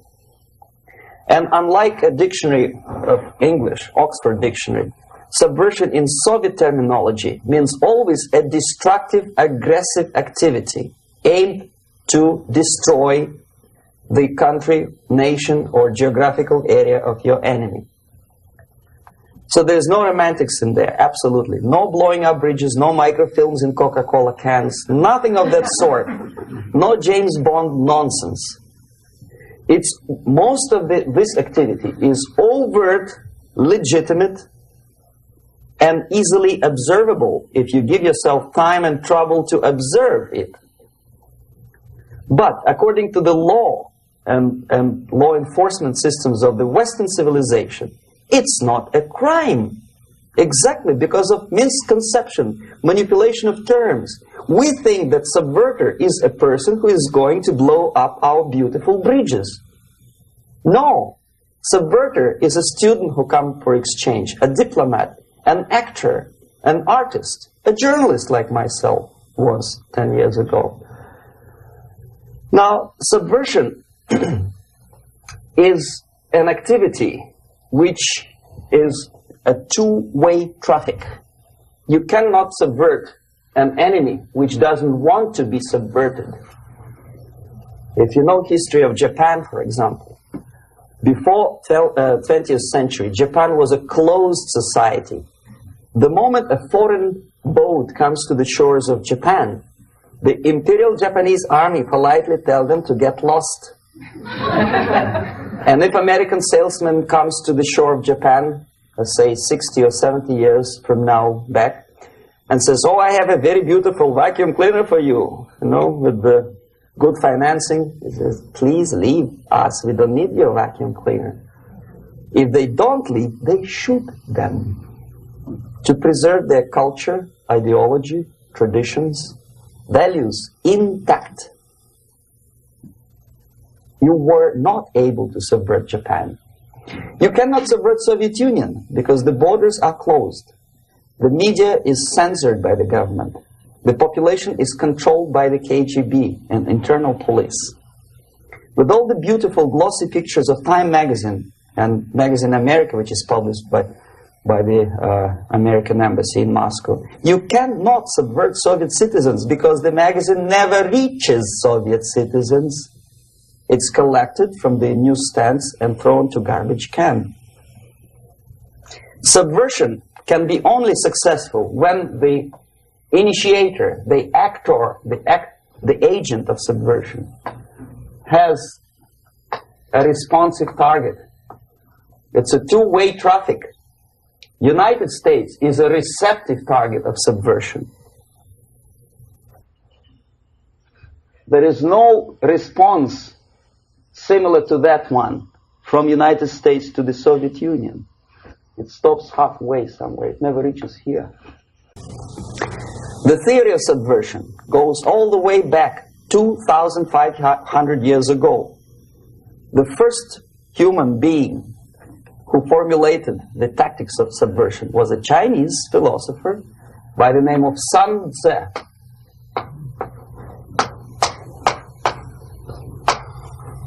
2,500 years BC. He was an advisor for several imperial courts in ancient China.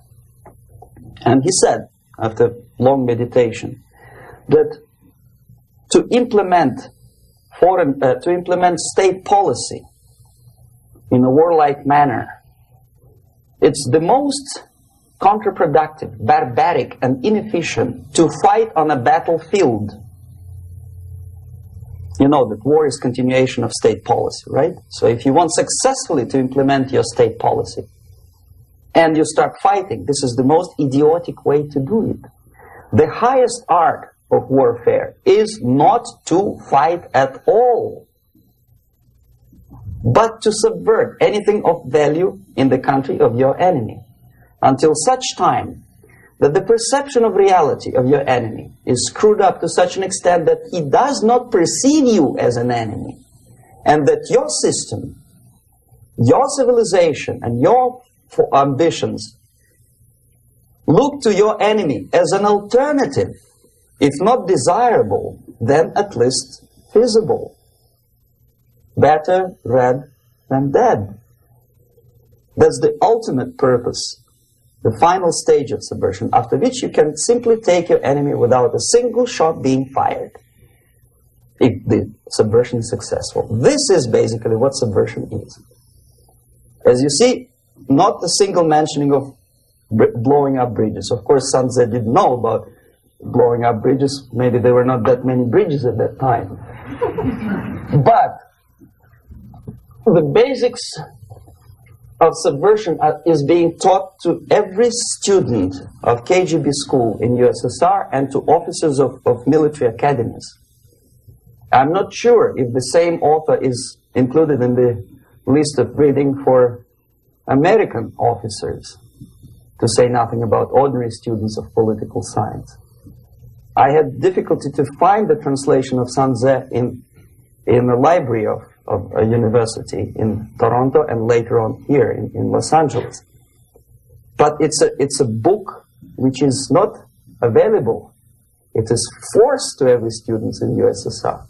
Every student who is taught to be dealing further in his future career with foreigners. What subversion is? Basically, it consists of 4 periods, time-wise. If we start from here and go this way, time, right? This is the beginning point. The first stage of subversion is the process which is called, basically, demoralization. It says for itself what it is.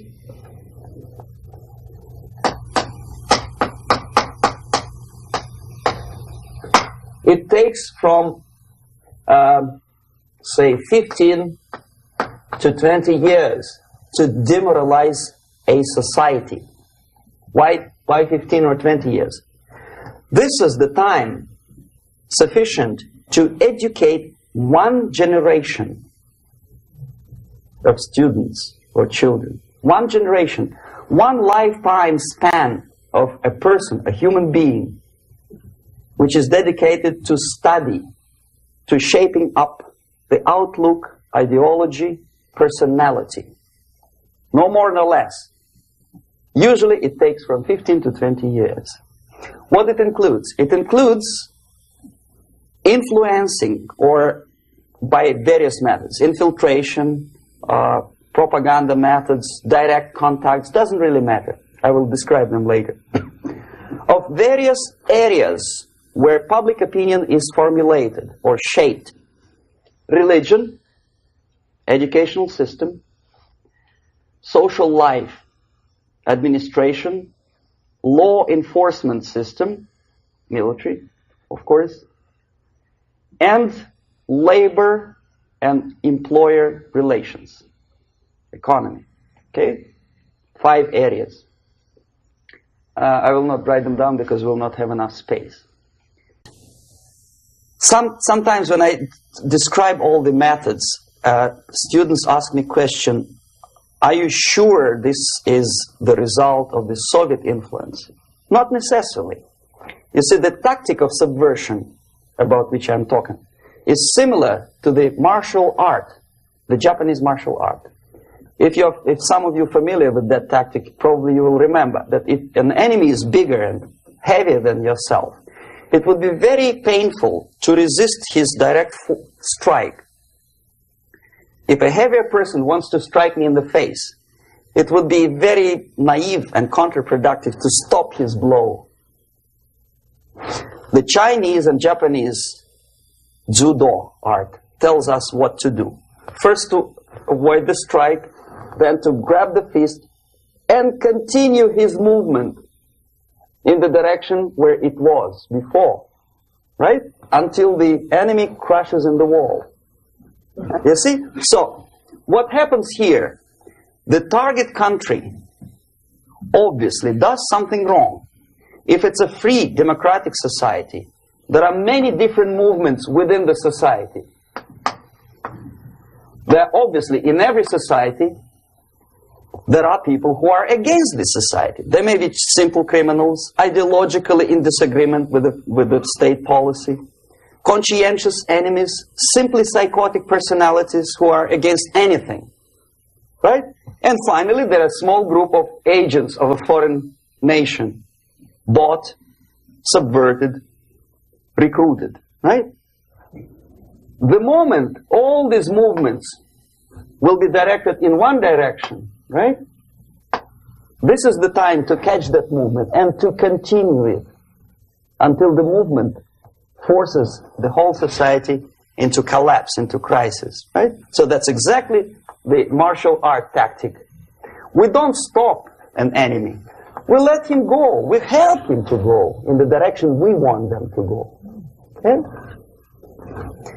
So, on the stage of demoralization, obviously there are tendencies in each society, in each country, which are going to opposite direction from the basic moral values and principles. To take advantage of these movements, to capitalize on them, is the main purpose of the originator of subversion.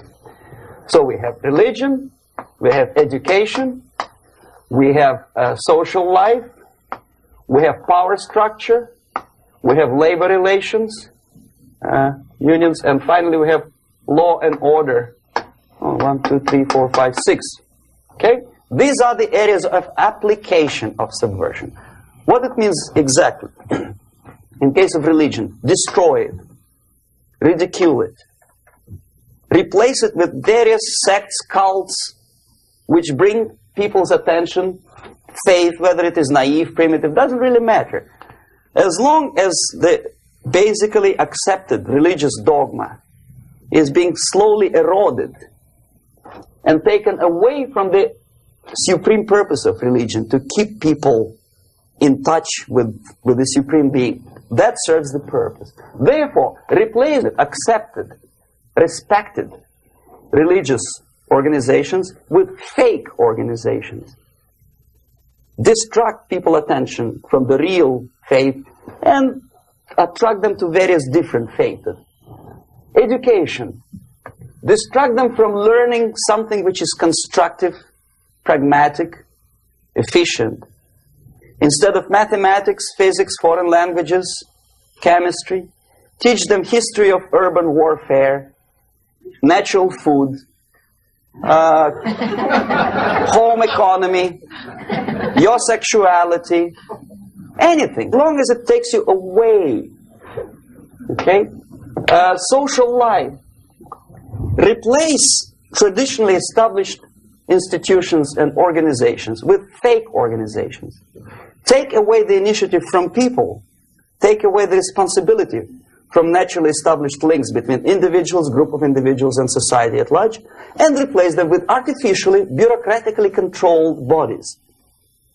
Instead of social life and friendship between neighbors, establish social workers institutions.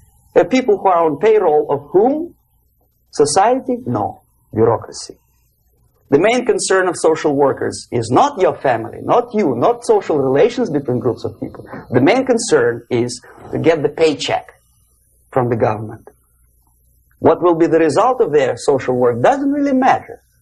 They can develop all kind of concepts to show to the government and to the people that they're useful. Okay. Away from the natural links. Power structure. Okay. The natural bodies of administration, which are traditionally either elected by people at large or appointed by elected leaders of society, are being actively substituted by artificial bodies. The bodies of people, groups of people, whom nobody elected, never As a matter of fact, most of the people don't like them at all, and yet they exist. One of such group is media. Who elected them? How come they have so much power? Almost monopolistic power on your mind. They can rape your mind. But who elected them? How come they have a nerve to decide what is good and what is bad for the elected by you, president, and his administration? Who the hell are they? Spiro Agnew, who was hated by the liberal left, called them a bunch of enfeebled snobs. And that's exactly what they are. They think they know. They don't. The level of mediocrity. In a big establishment like New York Times, Los Angeles Times, major television network, you don't have to be excellent journalist. You have to be exactly a mediocre journalist. That's easier to survive. There's no competition anymore. You have your good, nice income, $100,000 a year. That's it. Whether you are better or worse doesn't really matter anymore. As soon as you're smiling to the camera and do your job. That's it. No more competition. Power structure slowly is eroded by the bodies and groups of people who do not have neither qualification nor the will of people to keep them in power, and yet they do have power. Okay. Together with that, there is another process. Law enforcement, law and order organization and structure is being eroded. For the last 20, 25 years, if you see old movies and new movies, you can see that in new movies, a policeman, an officer of the United States Army looks dumb, angry, psychotic, paranoid. A criminal looks nice, kind of, well, he smokes hash and shoots the whatever drug, but basically he's a nice human being. He's creative. And he's unproductive only because society oppresses him. Whereby a general of Pentagon is always, by definition, a war maniac. A policeman is a pig, rude policeman. He abuses his power. No? A generalization like that. The hatred, the mistrust to the people who are supposed to protect you and enforce law and order. Moral relativity. The Angelo Buono process lasted 2 years in Los Angeles.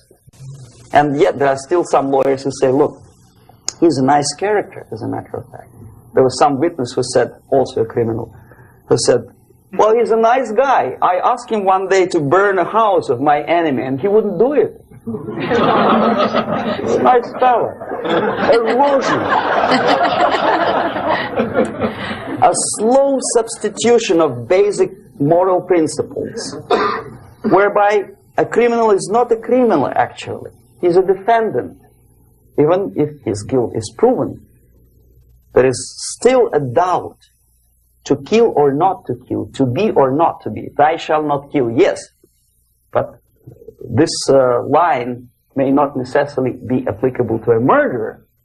Thou shalt not murder. That should be the presumption, not that thou shalt not kill. Okay, labor relations. At this stage, within 15 to 20 years, we destroy the traditionally established links of bargaining between employer and employee. The classical Marxist-Leninist theory of natural exchange of goods. A person A has 5 sacks of grain and person B has 5 pairs of shoes. And the natural exchange without money is when they bargain between each other. And only with the introduction of the third force, C, an entirely third foreign stranger who says, no, don't give him 5 sacks of grain, give it to me. And you give me your 5 pairs of shoes, and I will distribute it accordingly. So that the economy will go. This is the death of natural exchange, death of natural bargaining. Well, trade unions were established 100 years ago. The objective was to improve working conditions and to protect the rights of workers from those employers who were abusing They're right because they had more money. Objectively, at that time, initially, the trade union movement did work. What we see now is that the bargaining process is no longer resulting in the compromise, which is leading objectively to betterment of working conditions and increase of salary. What we see is that after each prolonged strike, the workers lose. Even if they have 10% increase of their salaries, they cannot catch up due to inflation and due to missed time. More than that, millions of people suffer from that strike because economy now is interdependent. It's intertwined like one body. If previously steel workers, say 100 years ago, could strike and nobody would suffer, now it's impossible anymore. If a garbage collector strikes today, the rest of the multi-million city is stinking. I mean, there's no more service. In Quebec, for example, we had the electricians who were on strike in the middle of winter. You can freeze your bottom, and they still were on strike. Did they catch up with the salary? No, they lost. Who benefited? The leaders of trade union. What is the motivation for strike? Improving of a workers' condition? No, obviously it's not. Then what is it? Ideology. To prove to these capitalists. And the obedient horde of workers, like sheep, follow these people. And they cannot disobey. Why? Because if they do, you know what happens to them? Pickets, murders, shooting truck drivers by picketers. In Montreal, for example, I saw with my own eyes when I was correspondent of CBC International, Canadian Broadcasting Corporation, when the workers of aircraft factory destroyed computers and the equipment in the factory. And the administration employed strike breakers. Their cars were turned upside down and burned.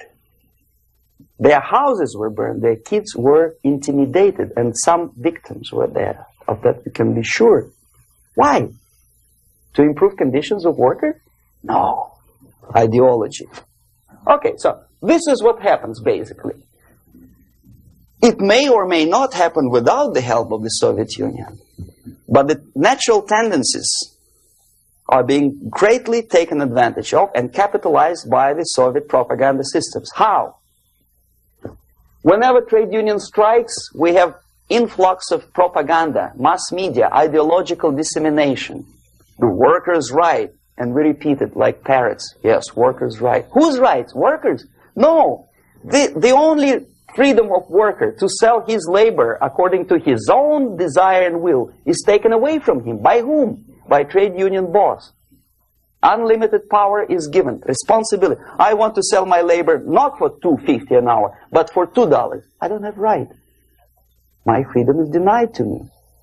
I know that if I sell my work for $2 an hour, not for $3 an hour, I will compete better with the other guy who is lazy and more greedy.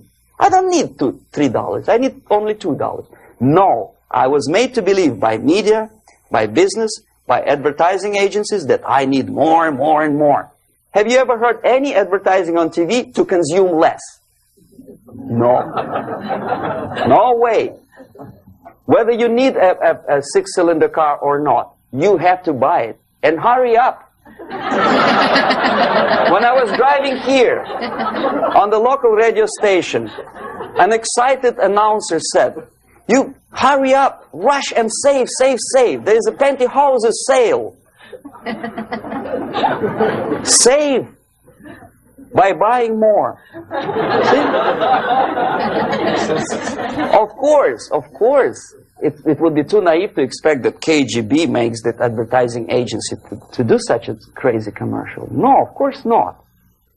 But what we did when I was working for Novosti Press, we would snow plow editorial offices, student organizations, religious groups with literature of class struggle.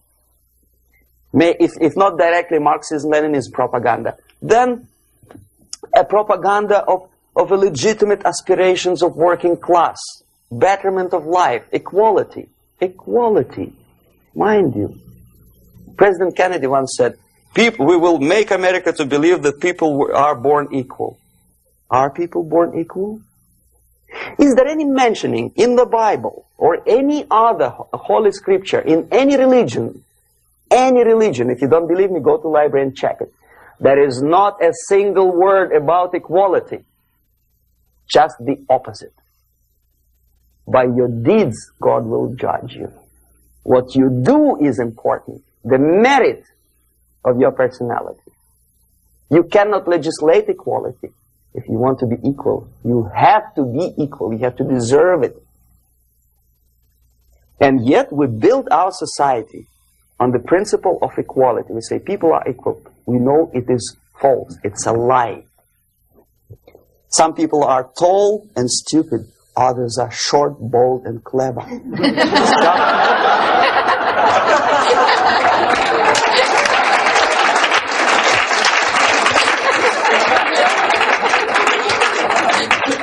If we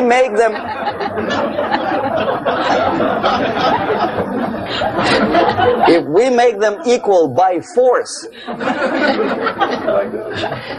if we put the principle of equality in the basis of our socio-political structure, it's the same thing as building a house on sand. Sooner or later it will collapse, and that's exactly what happens. And we, as Soviet propaganda makers, are trying to push you in the direction which you go yourself. Equality, yes, equality. People are equal. Land of equal opportunities. Is it true or not? Think about it. Equal opportunities. Should there be equal opportunities? For me, and for a lazy bastard who comes here from some other country and immediately registers as a welfare recipient benefits? I never received a single no, sorry, I did receive once. But I never applied for welfare. For the 13 years, I took any job. Security guard, journalist, taxi driver, anything. Well, I was restless, but some people don't like it. They immediately. So why should we have equal opportunities? Why? The equal opportunity to excel. Equal opportunity in equal circumstances, yes, but we know people are different. To excel, yes, provided we reach the same level of excellency, perfection, which is hypothetical, distant future. Yes, maybe. But we know perfectly well that even with the best intentions, people could not be equal. Why should we have equality in the, say, legal system? Myself, I'm considering myself a law-abiding citizen, and a person who comes here to rob and shoot, say, the United States administration under Carter imported thousands of Cuban criminals. They were non-criminals, yet they were accepted. Do you think it's fair if myself and my wife from Philippines, who work like a, horse as a lab technician in a hospital, should have the same rights as a criminal from Cuba? Why? And yet we repeat as parrots, equality, equality, equality. And the Soviet propaganda system helps us to believe that equality is something which is desirable. Democracy, as it was established by fathers of this country, of this system in the last century, is not equality. Is the system where different people, unequal people, have a chance to survive and help each other in constant competition, in constant perfection, not in equality, which is superimposed from a godfather or a nice person in Washington, D.C. And the absolute equality exists in Soviet Union, quote-unquote equality. Everybody is equal in dirt. Except some people are more equal than the others in Politburo.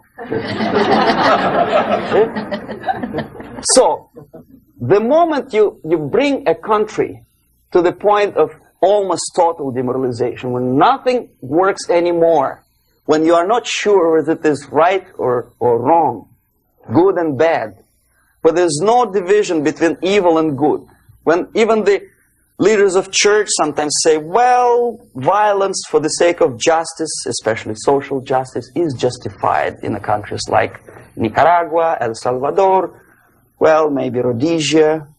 And we listen to them and say, yeah, probably it's true. Is it true? No, it is not true. Violence is not justified, especially for the sake of quote-unquote social justice introduced by Marxist-Leninists.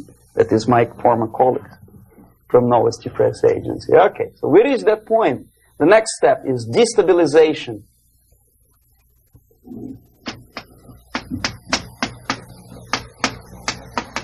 Again, this word says for itself what it is. To destabilize all the relations, all the accepted institutions and organizations in a country of your enemy. How you do it? You don't have to send a battalion of KGB agents to blow up bridges. No. You let them do it themselves.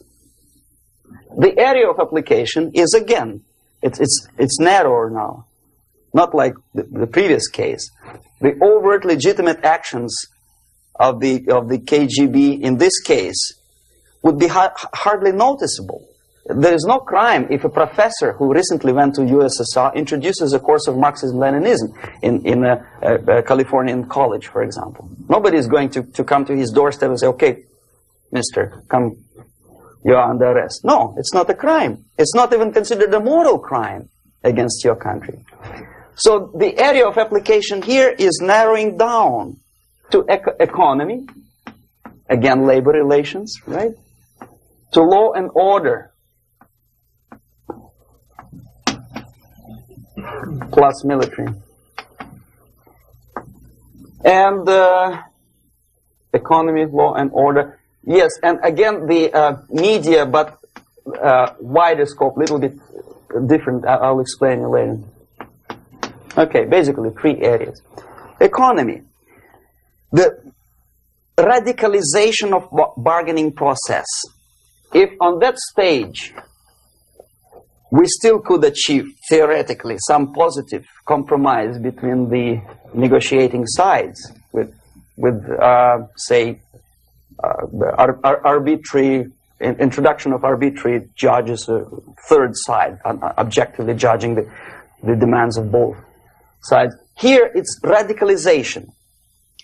On the stage of destabilization, we cannot come to compromise even within a family. The husband and wife couldn't figure out which is better.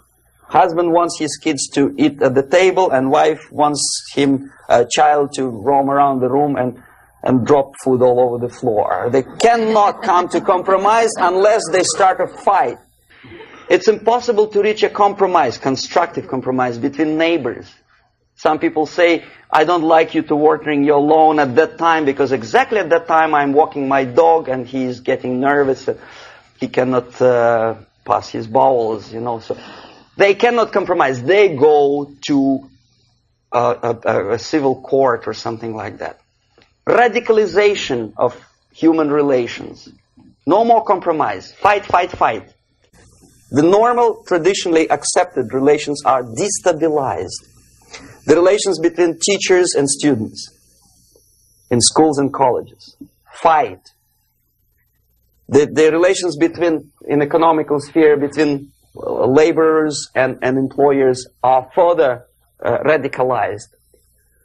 No more acceptance of the legitimacy of demands of workers.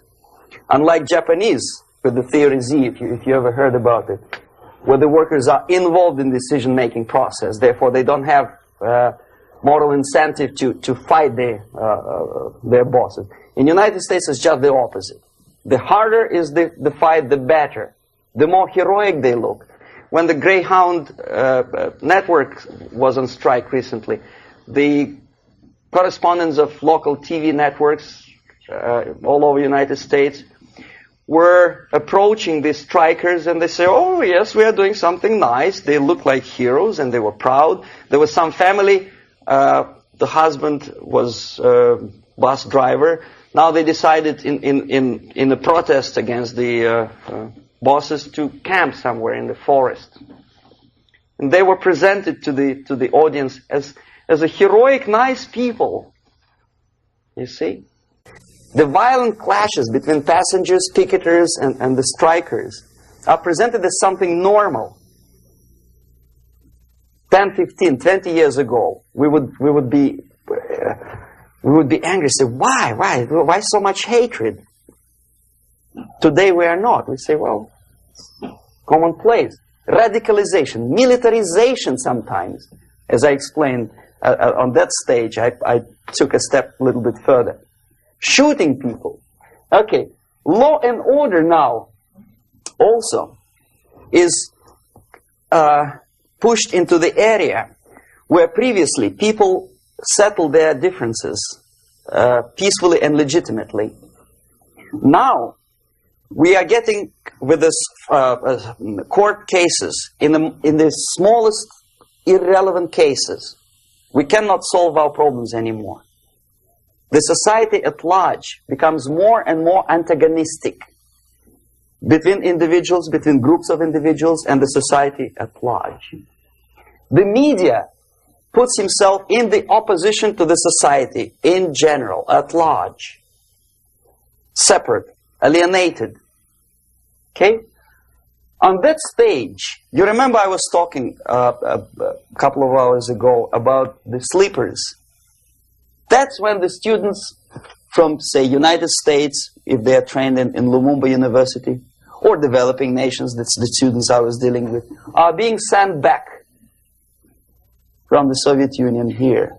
Or if they were already in the United States, in the country which is the object of subversion, they spring to action. The sleepers go up. They slept for 15 to 20 years. Now they become leaders of groups, preachers, I don't know, public figures. Prominently they actively include themselves in a political process. All of a sudden we see a homosexual. 15 years ago he did his dirty job and nobody cared. Now he makes it a political issue.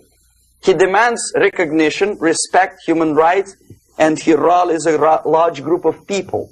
And there are violent clashes between him and police, his group and ordinary people, no matter what. It's black against white, yellows against green, doesn't matter where the division line goes. As long as this group come into antagonistic clash, sometimes militantly, sometimes with firearms, that is destabilization process. The sleepers, many of whom are simply KGB agents, become leaders of the process of destabilization. Doesn't mean that Comrade Andropov sends Comrade Ivanov to the United States. The person who takes care is already here.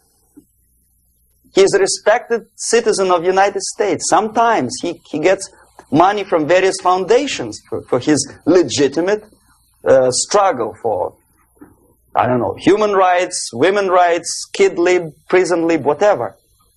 There are sympathetic Americans who donate their money to him. This stabilization process usually leads directly to the process of crisis. In case of developing nations, that's the area where I was active. The process starts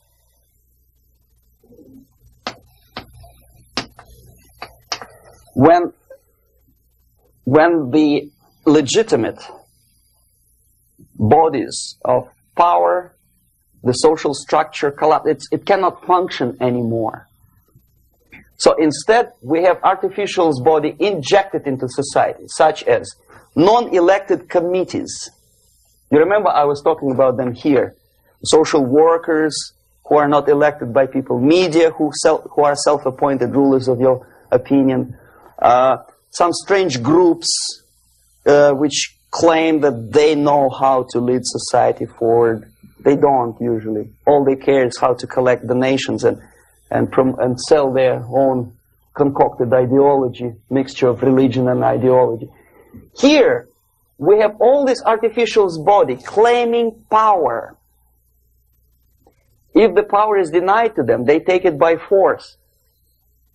In case of Iran, for example, all of a sudden we have revolutionary committees. What kind of revolution? There was no revolution yet, and yet they had the committees. They were taking power of judgment. They had the power of execution, they had the power of legislation, and that they had the power of judicial. All of them combined in one person, who is half-baked intellectual, sometimes graduated from Harvard University or Berkeley. He comes back to his country and he thinks that he knows the answer to all the social, economical problems. Okay? Crisis is when society cannot function any more productively. It collapses, obviously. That's the word for crisis. So therefore, the population at large is looking for a savior. The religious groups are expecting a Messiah to come. The workers say, we have family to feed. Let's have a strong government, maybe socialist government, centralized. When somebody put the employers on their place and let us work. We are sick and tired of going to strike and missing overtime and all that stuff. We need some strong man, strong government, a leader, a savior is needed. Population is sick and tired already. And here we are. We have a savior. Either a foreign nation comes in, or the local group of leftists, Marxists, no matter what they call themselves, Sandinista, a reverend or some sort, Bishop Muzureva, like in Zimbabwe, doesn't matter. A savior comes and says, I will lead you. So we have two alternatives here. Civil war and invasion. Okay? See how it goes? Civil war, we know what it is. Lebanon is the best example. The civil war, which was artificially implanted in Lebanon by injection of force of PLO, Palestinian Liberation Organization. Invasion we had in many other countries like Afghanistan, name any East European country, it was invaded by the Soviet army. But the result is the same. The next stage is normalization. Normalization is a very ironic word, of course. It is borrowed from 1968 situation in Czechoslovakia, when the Soviet propaganda and after them New York Times declared the country is normalized. The tanks moved into Prague, so there is no more Prague Spring, there is no more violence. Normalization. At that stage, the self-appointed rulers of the society don't need any revolution anymore. They don't need any radicalism anymore. So this is the reverse from destabilization. Basically, it is stabilizing the country by force. So all the sleepers and activists and social workers and liberals and homosexuals and professors and Marxists and Leninists are being eliminated physically sometimes. They've done their job already. Okay? They are not needed anymore. The new rulers need stability to exploit the nation, to exploit the country, to take advantages of the victory. Okay? So no more revolutionaries, please. And that's exactly what happens in a number of countries. You remember Bangladesh? This is the crisis in which I was instrumental. First they had Mujibur Rahman. In 1971, he was the leader of People's Party, Awami League, with mustache like Stalin. He was in Russia many times. In 5 years, he was shot by his former colleagues, Marxists. He fulfilled his function. In Afghanistan, it happened 3 times. First there was Taraki, then there was Amin, now there's Babrak Karmal. They killed each other successively, one after another. The moment he fulfills his duty, the first one demoralized country, the second destabilized, the third one brought it to crisis. Goodbye, comrades. Babrak Karmal comes from Moscow and put into the seat of power. Same thing happened in Grenada recently. Maurice Bishop, Marxist, was killed by Austin, what's his name, General something, who was also a Marxist. Right? So no more revolutions, please. Normalization now. From now on, no more strikes, no more homosexuals, No more women lib, no more kid lib, no more lib, period. A good, solid, democratic, proletarian freedom. That's it. Now, to reverse this process takes enormous effort. When today, United States had to invade Grenada to reverse the process of subversion. Some people say, boy, this is not good, it's not kosher to invade the beautiful country, island of Grenada. Well, why didn't you stop the process here, when Grenada was just approached by leftists? Why not to prevent Maurice Bishop to come in power in the first place? Did Grenadians want him? Very questionable. They didn't know who was Maurice Bishop in the first place. He came to power by coup d'etat himself. Okay? No, we let the situation develop further and further and further until the crisis and normalization very soon. And then the United States decided to invade country, discovering that the country was absolutely a military base for the Soviet Union. Of course it's a drastic measure. Of course it's a pity that Marine Corps had to lose, what, 17 lives. Very bad. Why not to stop the process before it comes to crisis? Oh, no, intellectuals will not let you. It's interference into domestic affairs. They're very careful not to let American administration to interfere in domestic affairs of Latin American countries. They don't mind Soviet Union interfere in these affairs. Okay. So to reverse this process, from here, it takes only and always military force. No other force on earth can reverse this process at this point. At this point, it does not take military invasion of the United States Army. It takes strong action, like in Chile. A CIA covert involvement to prevent the savior from outside to come into power and to stabilize country before it erupts into civil war. Okay? Support the right-wing conservative forces. By money, by crooks or love, doesn't matter. Stabilize the country. Don't let the crisis develop into civil war or invasion. Oh no, your liberals will say it's against the law. The Congress will not appropriate money for covert actions of CIA. Why not? Should we wait till the normalization come and Soviet tanks land in Los Angeles airport? Now, at that point, at the point of destabilization, also the process could be reversed. Again, easily than this. No CIA involvement at this point. You know what it takes here? Restriction of some liberties for small groups which are self-declared enemies of the society. As simple as that. Oh no, the media and liberals will tell you this is against the American Constitution. How can we, by force, deny the civil rights to criminals, for example? It's not good. Okay? So we allow them to. Okay, if you allow the criminals to have civil rights, go on and bring the country to the crisis. This is a bloodless way to do. Curb the rights. I mean, not to put them in prison. No, I'm not talking about putting all the gays from San Francisco in the concentration camp. Do not allow them to take political force.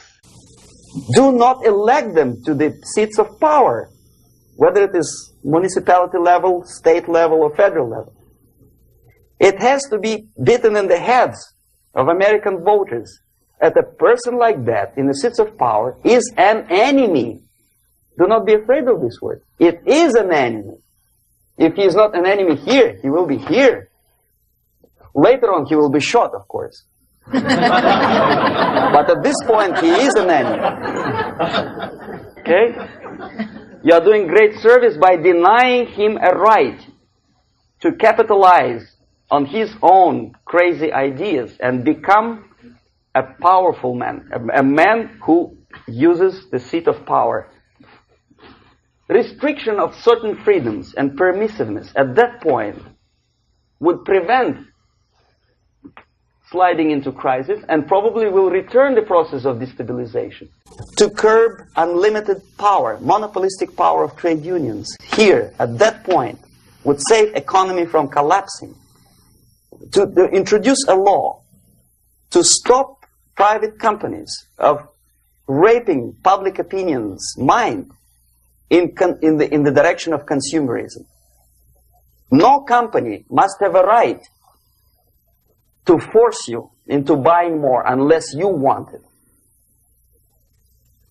There must be a law. You want to advertise your car? Okay. But not a single mentioning of buying it now and saving money. It must be against the law to force people to consume more. Self-restraint. Previously, before this process started, the self-restraint was a business of church, religion. Because our preachers, the fathers of church, would tell us, material values are good, but it's not the prime function of human being. Because you have to live with something. Obviously, the design for our life is not to consume more deodorants. There must be something greater. If such a complicated instrument as human body was created, obviously there must be some higher purpose for that. And it's very easy to avoid destabilization by denying the greedy companies one little freedom, one little liberty, forcing you into turning yourself into processors of unwanted products and goods. They turn you into machines, like the worm who there's inlet and outlet. So, and how long an average appliance lasts these days? Less than a year. Why? Where's workmanship? Oh, we want you to buy more. Okay.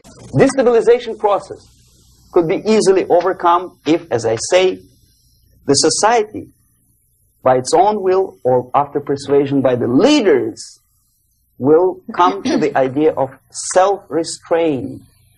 It's so hard, we want to consume more, but you have to. Unless you will come to this stage, when, as we say in Russia, if Sahara Desert ever becomes a communist state, there will be shortage of sand. So you have to curb your... You have to curb your expectations at this point before it's too late.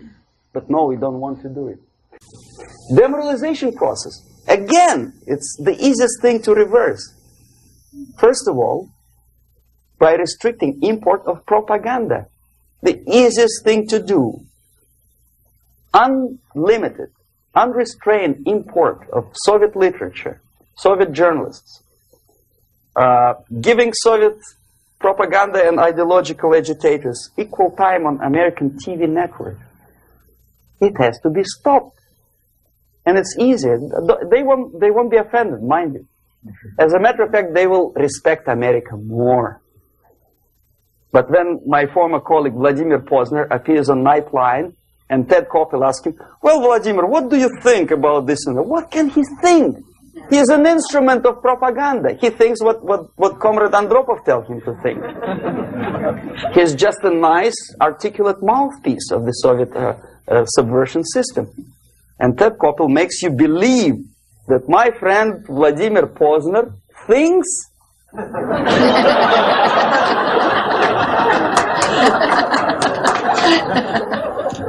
the process of demoralization may not have started at all if at that point the country, which is a recipient of subversion, actively, not violently, but actively, prevents importation of foreign ideology.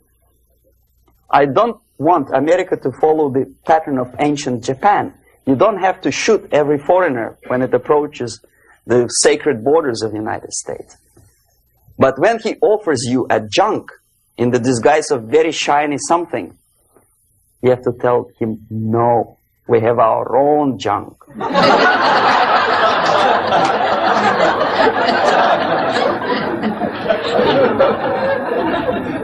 If at that point the society is strong, brave, and conscientious enough to stop importation of ideas which are foreign, then the whole chain of events could be prevented. Recently I've been to Philippines, and I was shocked how in big cities like Manila, children listen to deafening music. A melodious nation with long traditions of good, nice ethnic music, introduced by Spanish long time ago, maybe 2 centuries, 3 centuries ago, I don't remember how. All of a sudden listen to musical garbage, blasting their radios at full blast, at full volume. Why? In India, I spent many years watching the reactions of Indians walking out of movie theaters after seeing Hollywood production. They couldn't figure out why Americans are so wasteful. They smash their cars, their shiny cars, every 5 minutes. How come they shoot each other for $500,000? Is it true that they're so obsessed with sex? Can you imagine showing a movie where each 5 minutes there's a copulation on the screen to a country like India with long tradition of respect to these private matters, or to Pakistan? And United States expect these people to respect you? No way. Oh yes, they will see the movie. They'll pay 5 rupees to see that garbage. But they walk out and will tell their kids, don't respect Americans. Don't be like Americans. See? So, the process of demoralization could be stopped right here, both as an expert and as an import. And that takes one step, one very important thing to do. You don't have to expel all the KGB agents from Washington, D.C. The most difficult and at the same time the simplest answer to the subversion is to start it here and even before, by bringing back the society to religion, something that you cannot touch and eat and put on yourself, but something that rules society and makes it move and preserve it. A Soviet scientist, Shafarevich, who has nothing to do with religion, he is a computer scientist, did a very intensive research on the history of socialist countries. He calls socialist or communist any country with a centralized economy and a pyramidal style of power structure. And he discovered, actually he didn't discover it, he just brought to attention of his readers, that civilizations like Mohenjo-Daro in the river Indus area, like Egypt, like Maya, Incas, like Babylonian culture, collapsed and disappeared from the surface of Earth. The moment they lost religion, as simple as that, they disintegrated. Nobody remembers about them anymore. Well, distantly. So, the ideas are moving society and keeping mankind as society of human beings, intelligent, moral agents of God. The facts, the truth, the exact knowledge may not. All the sophisticated technology and computers will not prevent society from disintegrating and eventually dying out. Have you ever met a person who would sacrifice his life, freedom, for the truth like that? This is truth. I never met a person who said, this is truth and I'm ready to shoot me. To defend the truth. Right? But millions sacrifice their life, freedom, comfort, everything for things like God. Like Jesus Christ. It's an honor. Some martyrs in the Soviet concentration camp died. And they died in peace.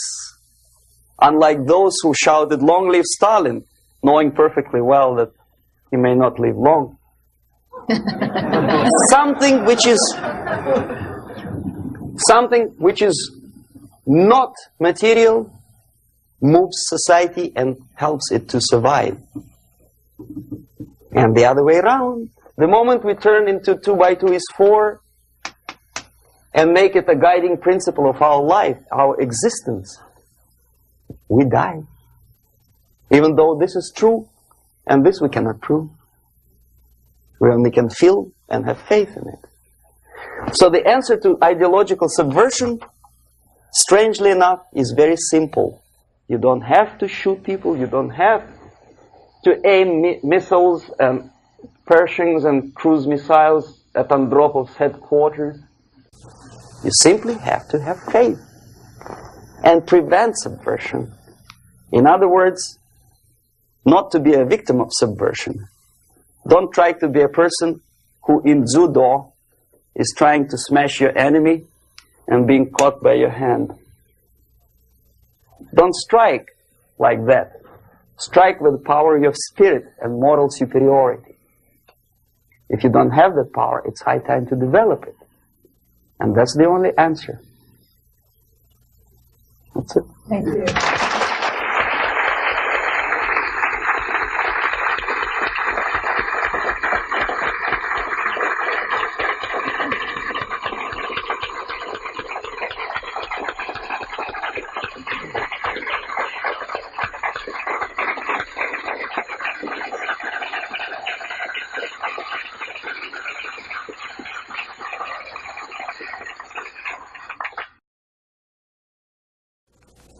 Can you describe how a concept is formulated, turned into propaganda, and then ends up on someone's bumper sticker or in a newspaper? What's the step-by-step process?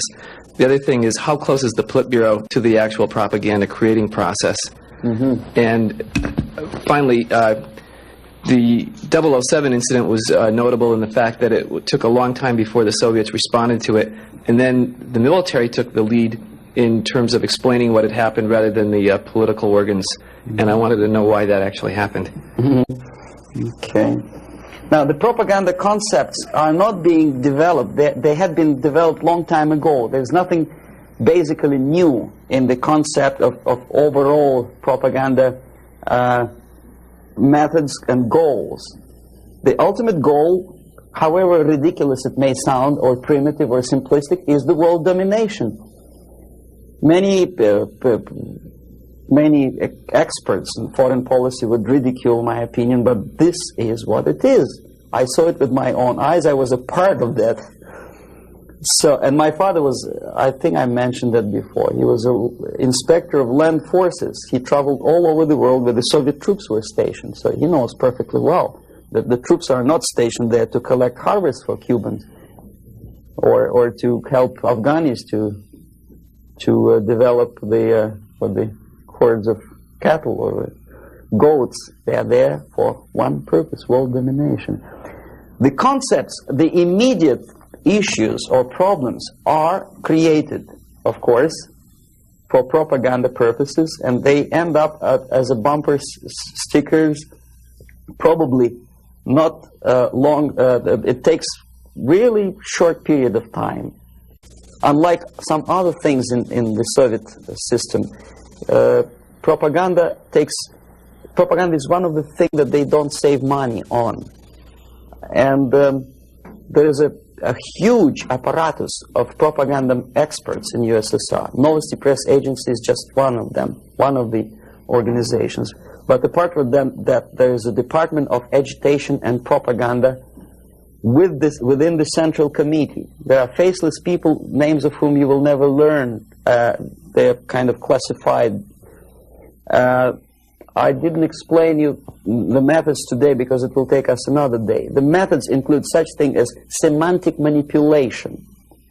The words and expressions are being coined at the rate of 5 expressions a minute by extremely clever, educated experts. And the media outside of USSR obediently repeats this cliché. I give you just several examples, not to take your time, not to bore you to death. Okay, I mentioned one thing, United Nations. The expression was invented by the Soviet propaganda experts, not by Americans. We know perfectly well it's not united, and it has nothing to do with nations. More than half of the delegations in UN do not represent any nation at all. They are disunited, obviously. The United Nations had not been able to solve a single military conflict. Nowhere in the world. They provoked war, yes, they took part in wars, but they didn't prevent expansion of communism, or they did not prevent a single war anywhere. So the true expression, the true term for United Nations could be disunited bureaucracies. Okay, another cliche which was coined in Moscow by experts of propaganda. National Liberation Movement. It's not national because most of the leaders do not necessarily belong to the ethnic group which they lead, number one. Number two, they are unpatriotic and unnationalistic because they obey orders from a foreign country, USSR. Okay? They are trained in USSR, they are paid by the Soviet system, and they work in the interests of the Soviet system. Liberation. Whom they are liberating? Who is being liberated? And movement. Movement, we understand, is something which moves, unlike something which is static. National liberation does not move. It's a war. If you call war a movement, probably, but it has nothing to do with the concept of movement in American terminology. It means a legitimate, overt, organized, voluntary movement, right? I presume your church or your organization is voluntary. Nobody keeps you here by force. Okay, National Liberation Movement is an army of bandits, professional bandits, which are kept within the framework of the movement by force. If they betray, it's like in mafia, they are going to be executed.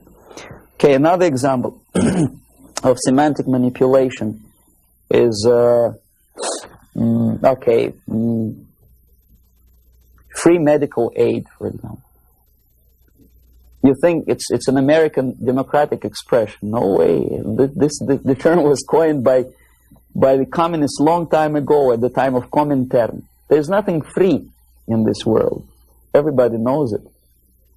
Least of all medical aid. It's a very expensive thing to render medical assistance to other people. Somebody, sometime, somewhere has to pay for it. Who? Taxpayer. Obviously. There are many other things that are being coined by the Soviet propaganda apparatus. Unfortunately, see, if I call myself a genius writer, for example, Los Angeles Times would not call me that, right? They will call me a strange, crazy Russian who calls himself a genius. Then why the hell they call liberation movements what they call themselves? Just because they are many? The logic is twisted. The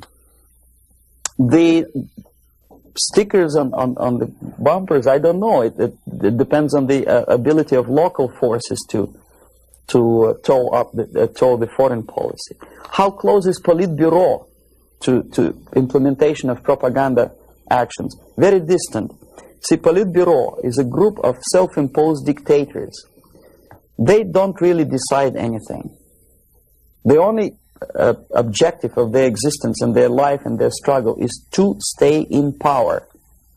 Unlike American politician who has two objectives. First, to be elected, and second, to be re-elected. The Soviet politician doesn't have the first objective. He does not have to be elected. He just makes his way in the party structure all the way up. Re-election doesn't bother him at all. So the only purpose of his life is to stay where he is and don't rock the boat. They don't make decisions. The decision-making level are the faceless group of experts, as I tried to explain to you. And the Politburo gives only the basic directions, what to be done, and the obedient servants of the highest caliber intellectuals are dutifully developing these things. Some independently thinking progressive academics in the United States think that come socialism they will be able to preserve their integrity and independence. It's wishful thinking. They will become obedient servants of the system that they are trying to force upon you. The Korean airliner incident, from my viewpoint, is not an incident at all. I believe it's a carefully planned and premeditated provocation. I'm not sure whether they did it. They killed 268 people just to get rid of Larry McDonald, but it's feasible. I wouldn't be surprised if they killed more than 60 millions of their own men just to implement rotten ideas of Marx and Engels. You know, what would 268 people matter? Second, it is not a military blunder, and the order was not given by military. Never a single military officer of the highest caliber will take responsibility to shoot a civilian airliner. My father was an officer of general staff of the Soviet Army. I know perfectly well what I'm talking about. No officer would take responsibility. He'll be shot tomorrow. Are you kidding? The order was given by a civilian, by party apparatchik of the highest caliber, and I wouldn't be surprised it was Andropov. In any case, Andropov knew perfectly well what went on. The Soviet power structure resembles a triangle. Unlike a love triangle in real life drama, it's a hate triangle. The seats of power are party, Communist Party, the elite, of course, not the rank and file party, but the top of the pyramid. The KGB and the military, they hate each other, and each of them hate the other two. The most powerful is the party. This is the real power. The army and the KGB supposedly are servants of the party and the tools, the instruments of their power. But in fact, sometimes they are the power themselves. Andropov belongs to the most hated triangle, the KGB. My father hated KGB because he was military. Both of them, KGB and military, hate the party. Why? Because unlike in the United States, the party is the most adventuristic people. They want to invade countries. They give the orders for all kinds of adventures outside of USSR borders. They know perfectly well that comes war, they will go to bunkers and eat caviar and enjoy life, whereby military will burn in flames of nuclear war.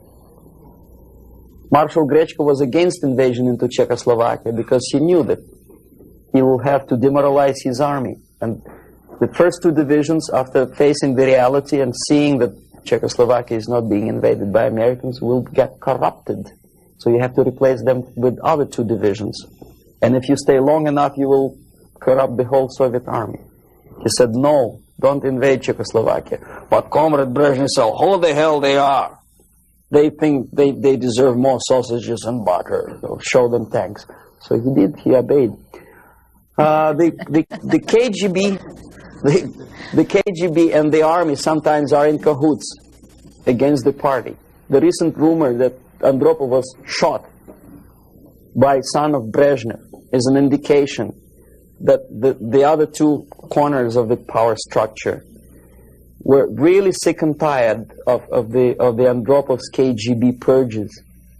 You know, there were purges. Many people lost their jobs, and some were arrested, and some committed suicide in the span of some 10 months since Andropov was sentenced to power. So that gives you an idea of the Korean airliner incident is premeditated provocation to create an international tension, because the only power on earth which is interested in provoking conflicts and preserving tension is the Soviet junta.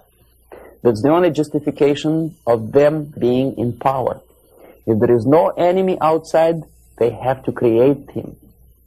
If there is no war, they have to provoke it, to scare the hell out of taxpayers inside, and to keep themselves in power.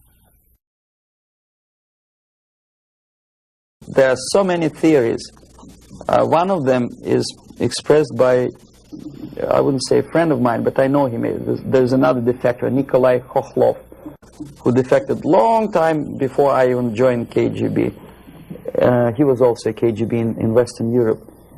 Now he teaches psychology in one of California universities. He thinks that the Soviet Union developed an ESP, would you believe it, system of influencing the perception and minds of people, and the generators of ESP willpower can be focused on individuals and groups of individuals so efficiently that you can literally focus that beam or whatever it is on a pilot or two pilots or three pilots and convince them that actually they are flying on the safe territory, so there is no need, you can convince them that there is no need to contact the ground-based station, and you can artificially draw the plane by brainwave into the Soviet airspace.